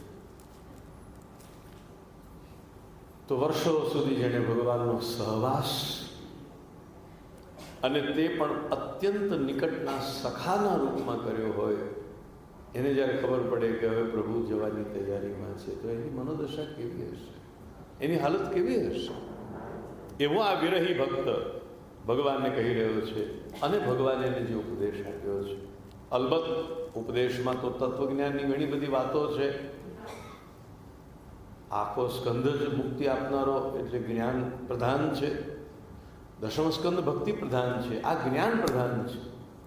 પણ જ્ઞાન આપનારને કૃષ્ણને ખબર છે કે કોને જ્ઞાન આપી રહ્યો છે. કૃષ્ણ કોઈ મુમુક્ષુ જીવોને જેમ સદગુરુ આશ્રમમાં બેસીને ઉપદેશ આપે એ રીતે નથી આપતા. કૃષ્ણને ખબર છે કે હું આ બોધ મારા વિયોગની આશંકામાં દુઃખી એવા મારા સખા ઉદ્ધવને આપી રહ્યો છું. એટલે આ જ્ઞાનની વાતો કેવળ જ્ઞાનની વાતો નથી. આટલું મારે તમને સમજાવવું હતું કે સિદ્ધાંતો તો જ્ઞાનના આવશે, કર્મની વાત આવશે, જ્ઞાનની વાત આવશે, આની વાત, તેની વાત, વૈરાગ્યની વાત આવશે, બધી જ વાત આવશે. પણ એક વાત કયા કૃષ્ણ કયા ઉદ્ધવને કહી રહ્યા છે? જે ઉદ્ધવ બ્રજમાં જી આવેલો છે, જે ઉદ્ધવે ગોપીઓનો પ્રેમ જોયેલો છે, જે ઉદ્ધવે માગ્યું છે કે બીજા જન્મમાં હું એવી લતા બનું કે જતી આવતી ગોપીઓની ચરણ રજ મારા ઉપર ઉડતી રહે, આ ઉદ્ધવને ભગવાન ઉપદેશ આપી રહ્યા છે. એટલે જેમ કાલે તમને અર્જુનની ભૂમિકા સમજાવી હતી કે અર્જુન શું છે, એમ આજે મેં તમને ઉદ્ધવની ભૂમિકા સમજાવી કે ઉદ્ધવ કોણ છે, કઈ પ્રક્રિયામાં થઈને કૃષ્ણ સુધી આવ્યો છે. અને પછી શ્રી કૃષ્ણ એને ઉપદેશ આપે છે. તો આ બધી જ જ્ઞાનની વાતો છે ને, એ બધી જ જ્ઞાનની વાતો લીંબુ ગમે એટલું ખાટું હોય પણ ચાસણીમાં ડુબાડો તો એમાં ખટાશ અને મીઠાશ બંનેનો સ્વાદ આવે. આમળું ખાટું હોય પણ એને ચાસણીમાં ડુબાડી રાખો તો ચાખો ત્યારે ખટાશ, આપણે એક શબ્દ જ બનાવીએ ને એને માટે સરસ મજાનો, કેવો ટેસ્ટ હોય, ખટ મીઠો, ખાટો પણ લાગે અને મીઠો પણ લાગે. એમ આ ભગવાને આપેલો ઉપદેશ પણ ખટ મીઠો છે. એમાં જ્ઞાનની ખટાશ પણ છે અને ભક્તિની મીઠાશ પણ છે. કૃષ્ણનો ઉપદેશ લુખો સુખો હોય જ નહીં. કૃષ્ણનો ઉપદેશ લુખો સુખો હોય એમ તો ગીતામાં પણ અમૃત છે. દુગ્ધમ ગીતા અમૃતમ મહત, ગીતામાં અમૃત છે. પણ છતાં એ અર્જુન અને ઉદ્ધવ વચ્ચેનો બહુ મોટો તફાવત છે. તો ભગવાન અર્જુનને ઉદ્ધવને જે ઉપદેશની શરૂઆત કરે છે એ બધી વાતો આપણે સાંભળી. ઉદ્ધવે ભગવાનને પ્રાર્થના કરી અને હવે ભગવાન એના ઉત્તરમાં યદા તમામ મહાભાગ તચ્ચિકેશિતમેવ મે બ્રહ્મા ભવો લોકપાલા સ્વર્વાસમ મેભિકાંક્ષિણ. હું તને જે કહેવા માગું છું એ કોઈ નથી જાણતું, એ કહેવા માગું છું. મારે આ પૃથ્વી ઉપર જે કામ કરવાના હતા એ મેં કરી લીધા. સમુદ્ર પણ દ્વારકાને ડુબાડી દેશે, યદુકુલનો નાશ થઈ જશે, બધું મંગલ નષ્ટ થઈ જશે, કલિયુગનો આવેશ પ્રારંભ થઈ જશે. અને ઉદ્ધવ તું પણ તમામ સ્વજનોમાંથી સ્નેહ હટાવીને, જો ભગવાન આમ પૂર્વ તૈયારી રૂપે પહેલી વાત કરે છે કે બધામાંથી સ્નેહને હટાવી લે. સર્વમ પરિત્યજ્ય સ્નેહમ સ્વજન બંધુષુ. જ્યારે છોડવું છે તો પછી જેટલું પણ સરળતાથી છૂટે એટલું સારું. આ જગતમાં પીડા કોણ આપે છે? પીડા કોઈ વ્યક્તિ કે વસ્તુ નથી આપતી. પીડા આપે છે પકડ, ગ્રીપ. શાસ્ત્રોમાં એવું કહેવામાં આવ્યું છે કે જ્ઞાની અથવા ભક્ત અથવા સારો માણસ જ્યારે દુનિયામાંથી વિદાય લે છે તો એના શરીરમાંથી પ્રાણ જરા પણ કષ્ટ વગર બહાર આવે છે. અને જરા પણ કષ્ટ વગર એટલે કેવા? તો કે માખણમાંથી જાણે વાળ ખેંચી લેવામાં આવે એ રીતે. એક માખણ છે ને, અંદર વાળ ફસાયેલો છે, તમે ધીમે ધીમે આમ ખેંચો તો આમ આસાનીથી બહાર આવી જશે. આપણા શરીર ઉપર, આપણા અહમ અને મમ ઉપર હું, મારો દીકરો, મારું ઘર, મારી પત્ની, મારો પતિ, મારો પરિવાર, મારો પૈસો, મારી આજીવિકા, મારું આ બધા ઉપર જેટલી ગ્રીપ વધારે મજબૂત હશે એટલી પીડા વધારે ભોગવીશું વિદાય વખતે. કારણ કે આપણે છોડવું નથી અને છોડવું પડે છે, છોડવું નથી અને છોડવું પડે છે.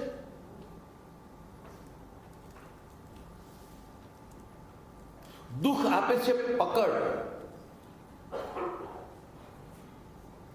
અને એમણે કહ્યું કે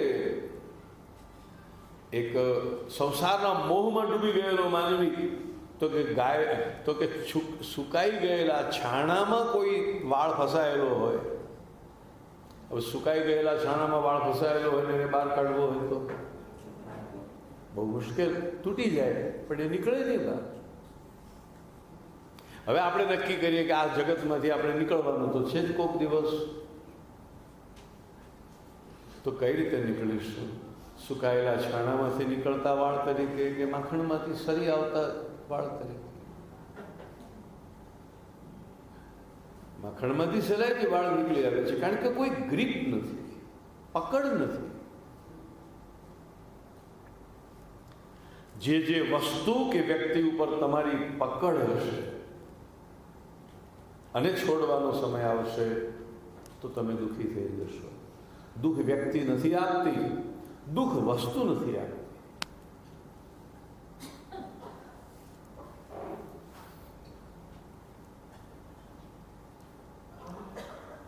તમારા હાથમાં કોઈ મીઠાઈનું પેકેટ મૂક્યું અને બસમાં તમે મીઠાઈનું પેકેટ ભૂલી ગયા અને તમને છે ભારે ડાયાબિટીસ, તો ઉતર્યા પછી અરે પેકેટ તો બસમાં રહી ગયું. પછી તમને કંઈ નહીં, આપણે આમે ક્યાં ખાવું હતું, જે ખાશે ખાઈને રાજી થશે. લો થઈ દે, આ માખણમાંથી વાળ નીકળી ગયું. પણ એવું ન હોય ને તમને બહુ ભાવતું હોય ને પછી તમે રહી ગયા તો તમારી કંઈ બીજી કિંમતી વસ્તુ રહી ગઈ તો તમે બહુ દુઃખી થશો. દુનિયાની કોઈ પણ વસ્તુ દુઃખ આપવા માટે સમર્થ નથી. દુનિયાની કોઈ વ્યક્તિ પણ દુઃખ આપવા માટે સમર્થ નથી. દુઃખ આપે છે વ્યક્તિ અને વસ્તુ પ્રત્યેની આસક્તિ. દુઃખ આપે છે વ્યક્તિ કે વસ્તુ ઉપરની આપણી પકડ. શરીર ઉપર પકડ ઘેરી હશે તો મરણ વખતે તમને બહુ આપણને તો ખબર નથી પણ એવું લખ્યું છે કે એક સાથે 100 વીછી કરડતા હોય અને જેટલી પીડા થાય એટલી પીડા શરીર છોડતી વખતે થાય છે. જો કે મને તો એક કરડ્યો નથી, મને ખબર નથી કે કેવું થાય, પણ એવું લખ્યું છે કે એક સાથે 100 વીછી કરડતા હોય ને જેવી પીડા થાય એવી પીડા મૃત્યુ વખતે મનુષ્યને થાય છે.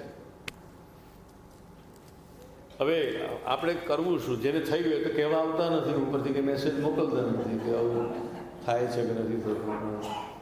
શાસ્ત્રમાં લખ્યું છે તો આપણે માનવું જોઈએ કે વાત સાચી હશે, પણ એ પીડા કોણ આપે છે? બીજું કોઈ નહીં, આપણે જ આપીએ છીએ. આપણને મારે આ સંસારમાંથી નથી જવું, મારે આ પરિવારમાંથી નથી જવું, મારે આ શરીરમાંથી નથી નીકળવું, એ બધી જે ઘેરી પકડ છે આપણી એ જ આપણને દુઃખી કરે છે. એ રાજા મહારાજાઓના અનેક અસંખ્ય રાજા મહારાજાઓના ઉદાહરણો યાદ કરો કે અપાર વૈભવને એક ક્ષણમાં છોડીને નીકળી ગયા બહાર. ગૌતમ, મહાવીર સ્વામી, ભર્તૃહરિ, જનક, તમે આ બધા ઉદાહરણો જુઓ. આપણે ત્યાં કેટલા બધા રાજાઓની કથા છે કે એક ક્ષણમાં નક્કી થયું કે નથી સંસારમાં કશું સાર, નીકળી ગયા બહાર, કૂદકો મારીને બહાર આવી ગયા. આપણને 2-5 પૈસાનું નુકસાન થાય દુઃખી થઈ જઈએ છે અને સર્વસ્વ છોડી નીકળી જાય છે. કેમ દુઃખી થતા નથી? દુઃખી થતા નથી તો છોડો, અત્યંત પ્રસન્ન થઈ જાય છે. કારણ કે એની કોઈ પકડ જ ન હતી. અને બીજું કહું, પકડની તકલીફ એ છે કે નષ્ટ થઈ ગયેલા સુખને પણ યાદ કરી કરીને પાછા આપણે દુઃખી થતા રહીએ છીએ. 10 વર્ષ પહેલા દીકરો મરણ પામ્યો હોય તો એને પણ રોજ યાદ કરીને આપણે દુઃખી થઈએ. 10 વર્ષ પહેલા, 15 વર્ષ પહેલા કોઈએ કડવું વેણ કહ્યું હોય એને પણ રોજ યાદ કરીને આપણે દુઃખી થઈએ છીએ. આપણી પકડની રીત જ ખોટી છે.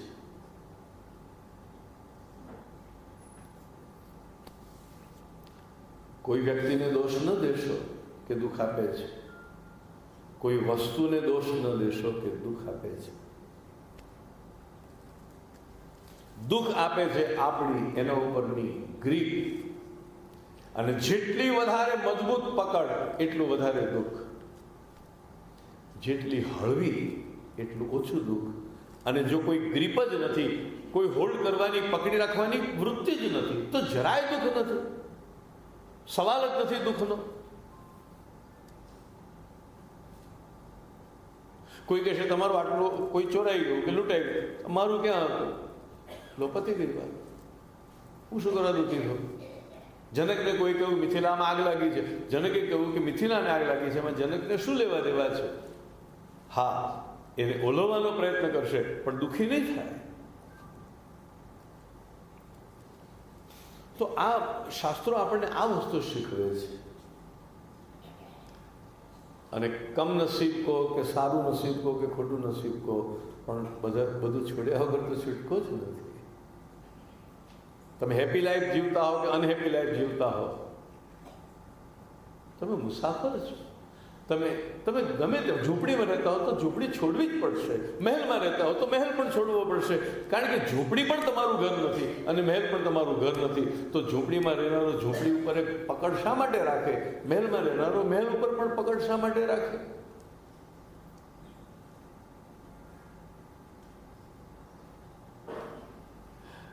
અહીં જ વાત કરો ને, તમે 24મી અહીંથી નીકળશો તો આંસુ પાડી પાડી નીકળશો.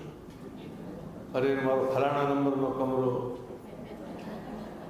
અંદર રહેલું ટીવી, અંદર રહેલું ફર્નિચર. દુઃખી હશો, અરે એક્સાઇટેડ હશો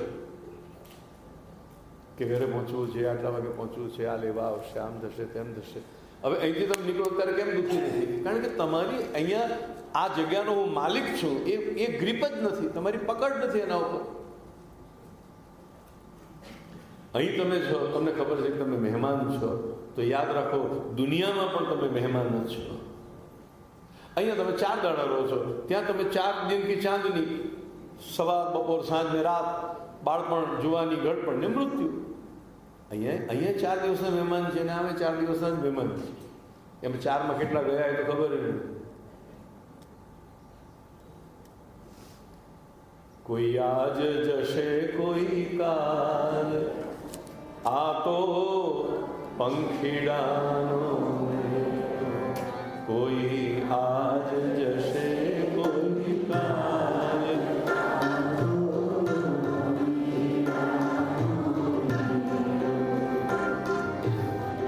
કોઈ ન લાવ્યા કઈ ન આવ્યું, કઈ ન લઈને જાશે.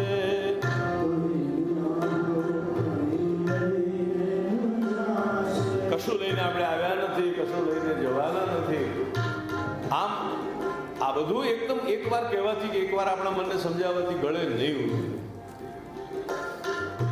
અત્યારે આમ બહાર નીકળીશું 12:30 આપણે બધા બ્રહ્મજ્ઞાનીથી નીકળીશું ના, છતાં જે વાત અંદર ગઈ છે એ એનું કામ તો કરશે કરશે ને કરશે. એક નાનકડી ચમચી પણ દવાની અંદર ઉતારો છો ને તો એ પણ અંદર જઈને એનું કામ કરે છે. ભલે તમે ભૂલી ગયા હો, ટાઈમસર તમે દવા લઈ લો છો, પછી તમે ભૂલી જાઓ છો, પણ એ અંદર ગયેલી દવા એનું કામ નથી કરતી, કરે છે. તો જે થોડીક વાત પણ અત્યારે હમણાં જે આપણે છેલ્લા કલાકમાં ચર્ચા કરી એ યાદ રાખજો. જે જગત આપણે છોડીને જવાનું જ અને આજે કે કાલે ખબર નથી, એના ઉપર આટલી બધી પકડ શા માટે રાખી? રહીએ મજાથી, તમે એ એન્જોય કરો ને. ચલો સરસ મજાના સુવાના પલંગો છે, નિરાંતે સુઈ જાઓ. ટીવી છે, આરામથી ટીવી જુઓ. ગરમી લાગે પંખો ચલાવો, પણ એને એન્જોય કરો, એને હોલ્ડ ન કરો, એને માણો, એના માલિક ન બનો. આ જગતમાં આપણે માલિક નથી થવું, માલિક તો ઉપરવાળો છે, માલિક તો પ્રભુ જ. આટલું યાદ રાખો કે આ જગતમાં આપણે મહેમાન છીએ, તો કોઈ ઉપર પકડ આપણી નહીં.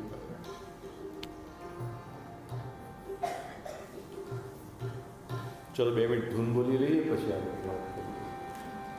આમ અમારે ઘણી વાર અમારી લિંક તોડવી હોય ને એટલા માટે ધૂન બોલાવતા હોય. તમને એમ થાય કે આપણે જગાડવા માટે બોલાવે છે, પણ પછી આમ ટ્રેક બદલવો હોય, એક ધારી જે આમ લિંક ચાલતી હોય એને પાછું અહીંયા આવવું હોય તો વચ્ચે થોડો બ્રેક જરૂરી છે. ચાલો થોડીક વાર પ્રભુનું નામ લઈએ. શ્રી કૃષ્ણ ગોવિંદ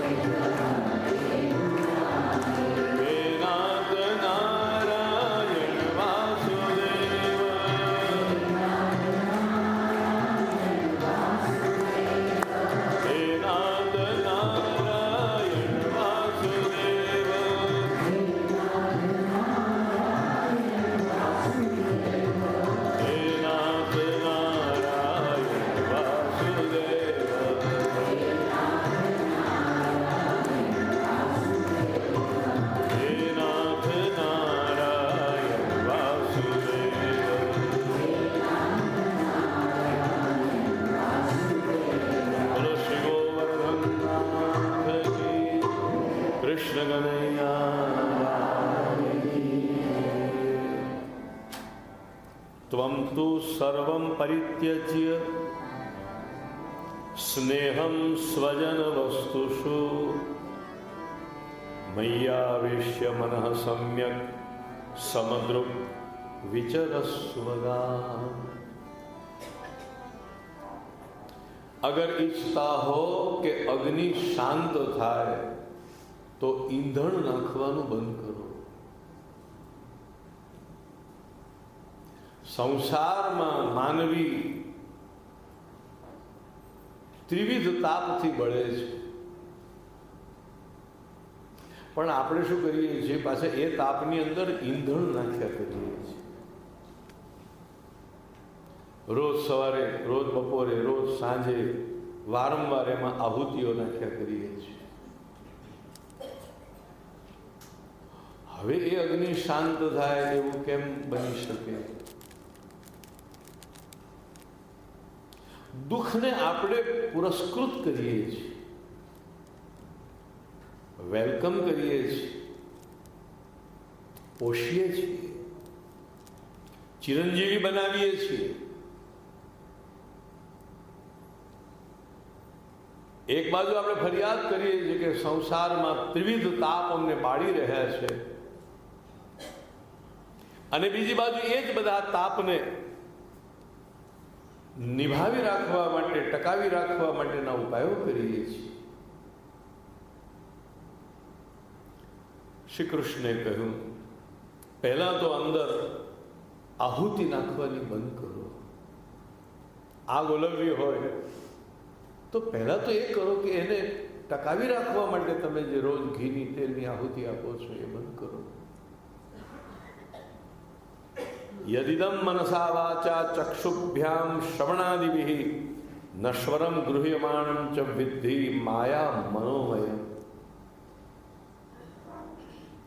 ભગવાન કહે છે, માણસે જગતને અને જીવનને જોવાનો દ્રષ્ટિકોણ જ બદલી નાખવો જોઈએ.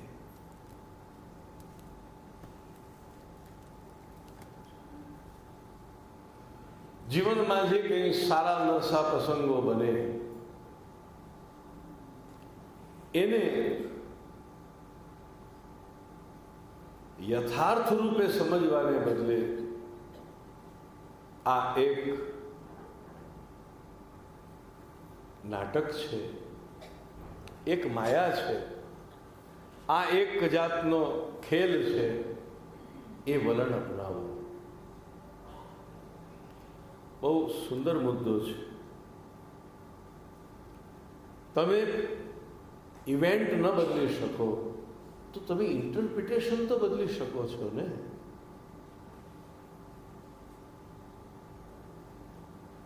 અને સુખ અને દુઃખ આપવાનું કારણ ઇવેન્ટ કરતા વધારે જવાબદાર છે તમારા ઇન્ટરપ્રિટેશન પર.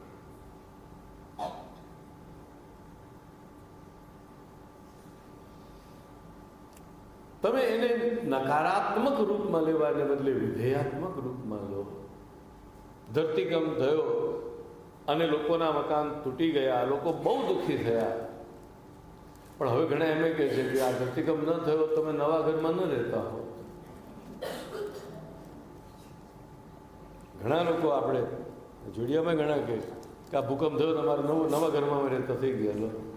નહીં તો અમારું જૂના ઘરને અમારી મેં તોડીને તો નવું કરવાના જ નહોતા.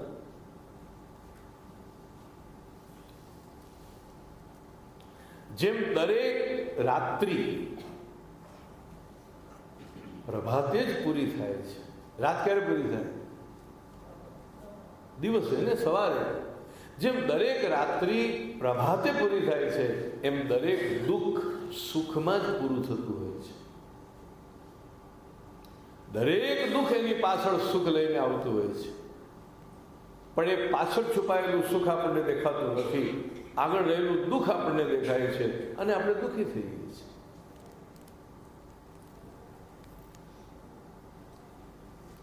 દરેક ઉનાળો વાસ્તવમાં વર્ષા ઋતુનું આપણને સૂચન લઈને આવે છે.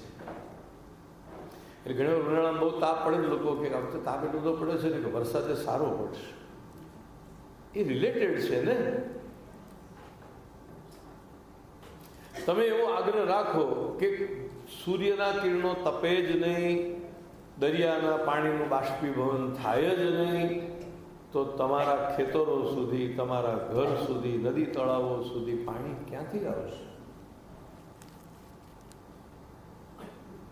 ગ્રીષ્મ ઋતુ વિના વર્ષા ઋતુ નહીં આવે. અને આપણે ગ્રીષ્મ ઋતુ જોઈતી નથી. ભગવાને બીજી વાત, એટલે જીવનમાં સુખ આવે કે દુઃખ આવે, તમારું અર્થઘટન મેચ્યોર હોવું જોઈએ. તમે એને એક નાદાન બાળકના દ્રષ્ટિકોણથી ન જુઓ, એક પરિપક્વ મેચ્યોર પુખ્ત વ્યક્તિના દ્રષ્ટિકોણથી જુઓ,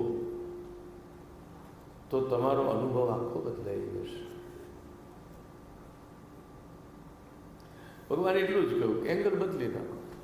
તમે ઝાડની નીચે બેઠા છો અને આમ ધીરે ધીરે સૂર્ય તપતો આમ ફર્યો અને તમે બેઠા હતા ત્યાં તડકો આવી ગયો, તો તમે શું કરશો? સૂર્યને ફેરવશો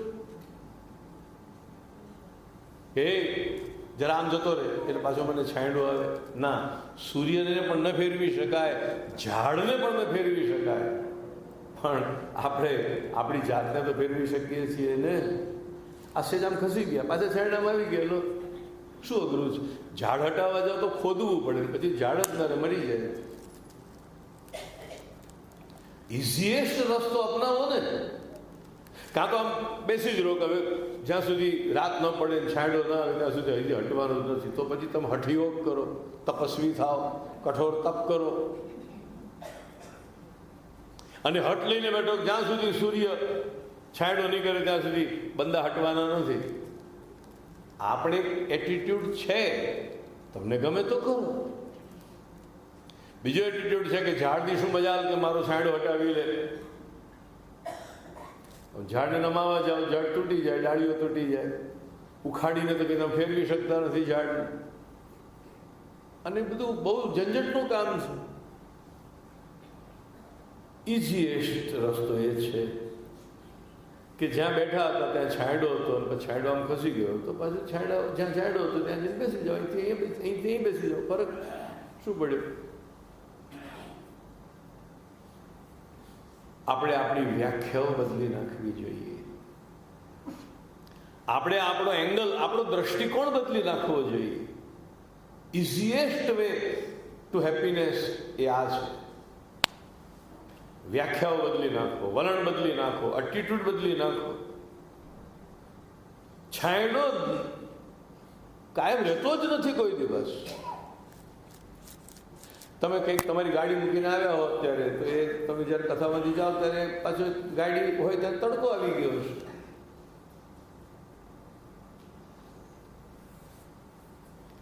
તો જગતનો ક્રમ છે, સુખ અને દુઃખ, માન અપમાન, લાભ હાનિ. પણ આપણે જો છાંયડો જોઈતો હોય તો ધીરે ધીરે ધીરે પછી આપણે જ્યાં જ્યાં છાંયડો છે તે પ્રમાણે આપણે થોડા થોડા ખસતા જવાનું જઈશું. અને કાં તો પછી દુઃખવાદી બનીને બળી જો તો બળી જો, પણ તડકામાં જવું તો તમારી મરજી. શ્રી કૃષ્ણ કહે છે, નશ્વરમ ગૃહમાણમ વિદ્ધિ માયા મનોમય. તમારો દ્રષ્ટિકોણ બદલો. એ તમારા હાથમાં છે. અને તમારા હાથમાં જે છે એ સહેલું છે.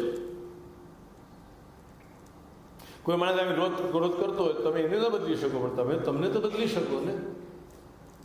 કોઈ માણસ આવી રોજ તમને ગાળ દેતો હોય તો તમે એને ન રોકી શકો, તમને તો બદલી શકો છો ને. તો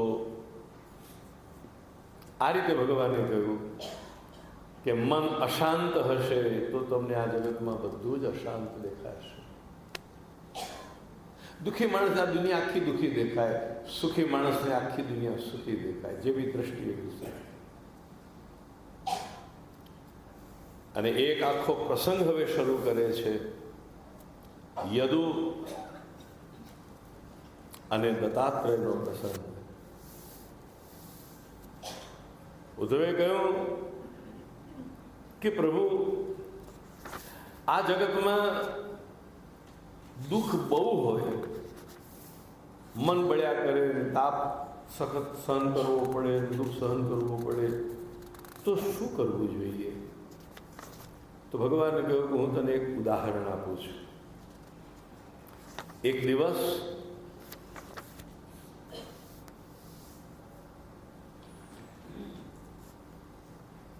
ભગવાનના જ પુરખા યદુ રાજા, કૃષ્ણ યદુવંશમાં જન્મ્યા, યદુ રાજા બેઠા હતા અને એમનો વાર્તાલાપ થયો દત્તાત્રેય ભગવાન સાથે. યદુ અને દત્તાત્રેયનો સંવાદ બહુ સુંદર બતાવ્યો છે. અવધૂત દત્તાત્રેય ભગવાન ખૂબ પ્રસન્નતાથી બિરાજતા હતા. તો યદુએ જઈને પ્રશ્ન કર્યો કે મહારાજ, તમે સુખી થવા માટે કોઈ ઉપાય તો કરતા નથી, તો તમારા મુખ ઉપર મને આટલી બધી પ્રસન્નતા કેમ દેખાય છે? તમે આટલા બધા સુખી કેમ છો? તમારા સુખનું રહસ્ય સમજાવો. કારણ કે આ તો અવધૂત હતા. અવધૂત એટલે બહુ બધું શરીર ઉપર કદાચ હોય તો લંગોટી હોય શરીર ઉપર, બાકી તો કંઈ હોય નહીં અવધૂત પાસે. સોનું ચાંદી હીરા મોતી કે જગતના સ્થૂળ પણ પદાર્થો કે મેવો હોય કે પકવાન હોય કે રેશમી વસ્ત્રો, એવું કશું નહીં, અવધૂત છે. તો મારા તમારા મુખ ઉપર તો અમને અપાર પ્રસન્નતા દેખાય છે. જેની પાસે કંઈ ન હોય એને આટલો બધો પ્રસન્ન જોઈને અમને આશ્ચર્ય થાય છે. કહો, આપની પ્રસન્નતાનું રહસ્ય શું છે? અને સાથે સાથે પ્રશ્નમાં એ પણ પૂછ્યો કે આપ આ બળી રહેલા સંસારના દાવાનળમાં, બહુ સરસ વાત કરી છે કે જંગલમાં જ્યારે આગ લાગી હોય ત્યારે હાથી શું કરે?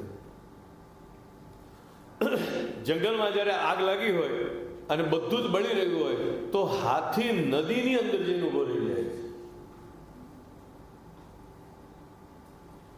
અને જ્યારે નદીની અંદર જઈને ઉભો રહી જાય છે ત્યારે આગ ન એને બાળી શકે કે ન એને તપાવી શકે. તમે જંગલમાં લાગેલી આગને ઓલવી તો નથી શકતા. આપણે ઘણી વાર સમાચાર આવે છે અમેરિકાના કેવા બધા પ્રદેશોમાં એવો દાવા ન લાગે કે આટલું વિજ્ઞાન વિકસિત થયું છે પણ એ દાવાનળને ઓલવી નથી શકતા. જંગલમાં લાગેલા દાવાનળને તો તમે ઓલવી ન શકો, એમ દુઃખમય સંસારના દુઃખોમાં તો તમે દૂર ન કરી શકો. એ તો આગ લાગેલી છે, લાગેલી જ રહેવાની છે. પણ તમે જો એક વિશાળ નદી હોય, અને ભાગવતે તો ગંગાનું નામ આપ્યું છે કે જેમ હાથી ગંગાના મધ્યમાં જઈને ઉભો રહે અને ગંગા એના બહારના અને અંદરના બંનેના તાપને દૂર કરે. તમને એમ થાય કે આપણી પાસે આવી કોઈ ગંગા છે કે આપણે સંસારના સંતપ્ત જીવો એ ગંગાની વચ્ચે જઈને બેસી જઈએ તો આપણને કોઈ તાપ પાડી ન શકે. એ ગંગાનું નામ જ છે સત્સંગ, એ ગંગાનું નામ જ છે શાસ્ત્ર, એ ગંગાનું નામ જ છે સ્વાધ્યાય, એ ગંગાનું નામ જ છે કથા. એટલે ભલે હું ઘણી વાર વિનોદમાં કહું છું, પણ એક વાત સાચી છે કે કથામાં ઊંઘ આવવાનું એક કારણ આ પણ છે. એક કારણ, એક તો તમને કંટાળો આવે તો ઊંઘ આવશે, કંટાળો આવે જ કેમ ના આવે? કાં તો કથામાં તમને કંટાળો આવે તો બગાસ આવે, ઊંઘ આવે, અથવા ઘણીવાર માણસ બહુ રિલેક્સ થઈ જાય છે. સાયકોલોજીકલી વાત સાચી છે કે જ્યારે તમને એમ લાગે, હવે તમે આ બધું સાંભળો ત્યારે તમને ઘણી વાર એવું થતું હશે કે લો આપણે ધારીએ છીએ એના કરતાં તો આપણી બધી દુઃખોની તકલીફ બહુ ઓછી છે, આપણે ખોટું બધું મેક્સિમાઇઝ કરીને જોયા કરીએ છીએ. માણસની આદત છે કે જ્યારે દુઃખનો વિચાર કરે ને ત્યારે બોરના ફળને નારિયેળ જેટલું કરીને જોઈએ, મેક્સિમાઇઝ કરીને. આ સંસ્કૃતમાં એક શ્લોક છે, આત્મનઃ બિલ્વ માત્રાણી, એવો એક શ્લોક છે કે આપણે આપણા દુઃખનો વિચાર કરતા હોય ત્યારે બોર જેટલું હોય ને આપણે નારિયેળ જેટલું કરીને જોઈએ છીએ. બઢાવી ચઢાવીને આપણે બહેલાવીએ છીએ, અને આપણને જે સુખ મળ્યા હોય નારિયેળ જેટલા હોય તો આપણે એને બોર જેવા કરી દઈએ છીએ. ખોટી જગ્યાએ મેક્સિમાઇઝ પણ કરીએ છીએ અને ખોટી જગ્યાએ મિનિમાઇઝ પણ કરીએ છીએ. એટલે એક રીતે નહીં, બે રીતે દુઃખી થઈએ છીએ. દુઃખોને વધાર્યા, સુખોને ઘટાડ્યા, બેઉ બાજુનું દુઃખ. દુઃખી થવા માટે આપણે એટલા બધા એક્સપર્ટ છીએ. બહુ સમજીને આ શબ્દ મૂકું છું, એના ઉપર વિચારજો. આ શબ્દ ઉપર દુઃખી થવાની કલા આપણે ચારે બાજુથી આત્મસાત કરી છે. We are very trend and expert, કે ગમે ત્યાંથી શોધી કાઢીએ છીએ. કોઈ માણસ અમુક વસ્તુનું વ્યસની હોય તો ગમે તે ગામમાં ગયો તો વ્યસન શોધી કાઢે કે આ ગામમાં ક્યાં મળે છે. એમ દુઃખનો વ્યસની માનવી જિંદગીના દરેક આયામ પર દુઃખ શોધી જ કાઢે છે, કારણ કે એને દુઃખનું વ્યસન છે. અને વ્યસની માણસને એની વ્યસનની વસ્તુ મળી જાય છે.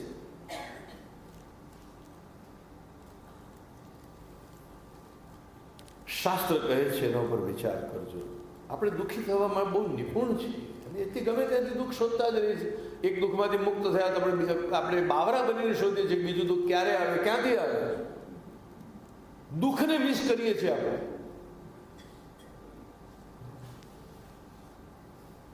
બાકી જરૂર નથી કે તમે તમારા દુઃખોને મેક્સિમાઇઝ કરીને જુઓ. આપણે કલા છે કે જીવનમાં આવેલા મહાદુઃખોને પણ નગણ્ય કરી નાખવા. એમાં શું મોટી વાત છે, એ તો હોય એમ કહીને કાઢી નાખો. આ કલા કેમ ના આવડે આપણને?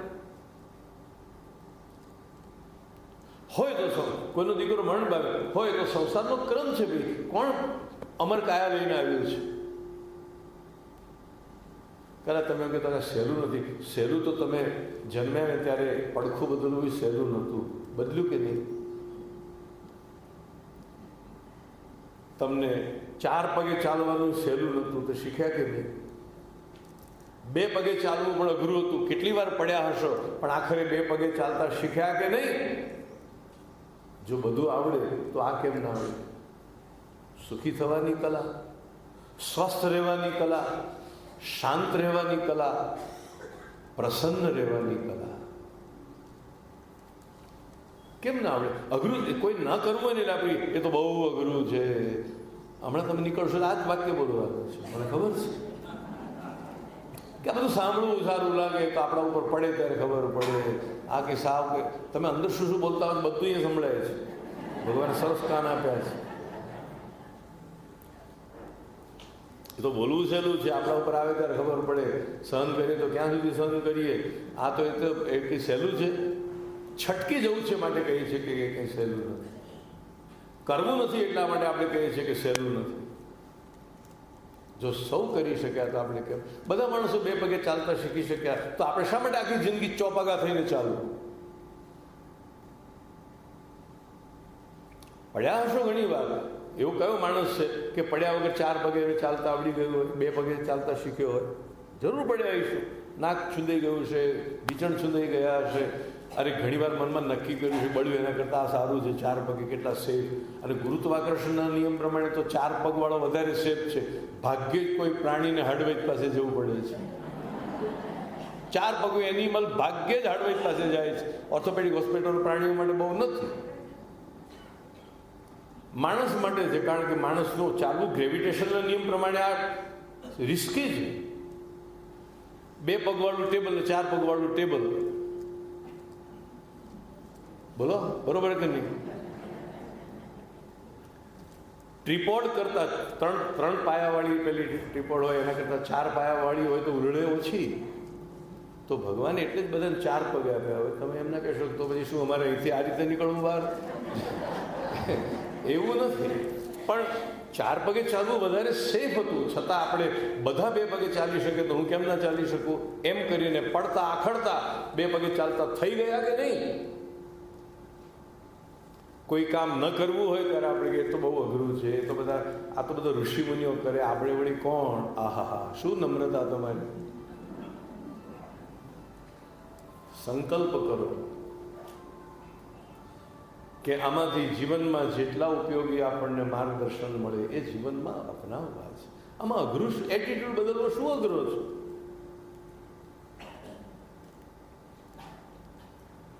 હું મારા શરીરનો રંગ ન બદલી શકું, હું મારા શરીરનો આકાર ન બદલી શકું. જીવનમાં કેટલી બધી વસ્તુ એવી છે જે આપણે બદલી ન શકીએ, પણ મનોવૃત્તિ, મનનું વલણ એ તો બહુ સહેલાઈથી બદલી શકાય એવું છે. એવું નથી કે તમને બહુ તકલીફ પડે, બહુ સહેલું છે અને લાભ બહુ મોટા છે. એટલે કે ભલે ને આખા જંગલને આગ લાગી, તમે ગંગાની વચ્ચે ઊભા છો, દુનિયા મળી રહી છે તો બળે, તમે આનંદથી ઠંડક અનુભવો ને, શા માટે દુઃખી થાઓ છો? આ ઉપમા સરસ આપી છે યદુ ભગવાને. જનેશુ દહ્યમાનેશુ કામ લોભ દવાગ્નિના. દુનિયામાં બે જાતની આગ લાગી છે, કામનાની આગ અને લોભની આગ. મને આ સુખ મળે, મને આ સુખ મળે, મને આ સુખ મળે. દુનિયા બે અગ્નિથી બળી રહી છે, કામ અને લોભ. જનેશુ દહ્યમાનેશુ કામ લોભ દવાગ્નિના. દાવાનળ છે આ, બધે આગ લાગી છે. કોઈ દેશ, કોઈ પ્રદેશ, કોઈ જગ્યા બાકી નથી, બધું જ બળી રહ્યું છે. કોઈ એ આગને નહીં ઓલવી શકે. અને છોડો, આપણે શું, આપણે ક્યાં લગાડીએ છીએ? દુનિયા બળતી હશે, પણ તમે જો પહોંચી શકતા હો તો કોઈ સરોવર કે કોઈ સરિતાના મધ્યમાં પહોંચી જાઓ. તમે તમારી જાતને શીતળ રાખી શકતા હો તો રાખી લો. દુનિયાને છોડો, તમારું વિચારો. ન તપ્યસે અગ્નિના મુક્તો ગંગાંબસ્થ ઇવ દ્વીપ. હાથી જેમ ગંગાની વચ્ચે જઈને ઉભો રહી જાય અને જંગલને લાગેલી આગ એને બાળી ન શકે, એવી રીતે હે મહાત્મા, હે મહારાજ, હે યદુ, હે દત્તાત્રેય પ્રભુ, આ દુઃખમય સંસારની અંદર આપ આટલા બધા પ્રસન્ન કેમ દેખાઓ છો? અને સાચે સાચ કોઈ પણ વ્યક્તિને આપણે પ્રસન્ન જોઈએ છીએ તો આશ્ચર્ય થાય છે. આપણે મને છે કે માણસ તો ઉદાસ જ હોય, માણસ અને ખુશી, માણસ અને પ્રસન્ન. તમે જોજો, આમ તમે આમ હસતા હસતા ક્યાંક જતા હશો, તરત લોકો આવી જશે, કેમ શું થયું આજે, કેમ આટલા બધા ખુશ દેખાવ છો? એ કંઈ ગુનો કરે ખુશ હોવું? ઉદાસ દેખાવો તો કે ઉદાસ કેમ દેખાવ છો? પણ તમે ઉદાસ બહુ દેખાવો ત્યારે લોકોને બહુ તકલીફ નહીં થાય, પણ તમે જો પ્રસન્ન દેખાતા હશો તો દુનિયાને તકલીફ થશે. થાય ને બધાને એમ થાય કે અમે બળીએ છીએ ને આ શેનો લહેર કરે છે, અમે બળીએ છીએ ને આ શેનો ઠંડક અનુભવી રહ્યો છે. અને એટલા જ માટે સુખી માણસોની, આર્થમાં સુખી માણસોની, પ્રસન્ન માણસોની દુનિયાએ બહુ અદેખાઈ કરી છે. સંતો, મહાત્માઓ, જ્ઞાનીઓ, અવધૂતો, આ બધા સિદ્ધ પુરુષો. બહુ અઘરું નથી, સહેલું છે. તો આ તમારી પ્રસન્નતાનું કારણ શું છે? તમારા હેપીનેસનો રાજ શું છે? આ પ્રશ્ન યદુએ દત્તાત્રેયને પૂછ્યો અને દત્તાત્રેય ભગવાને જે ઉત્તર આપ્યો એ 4 વાગે આગલા સૂત્રમાં. સુખી થવાનો રાજ જાણવો હોય તો 4 વાગે આવી.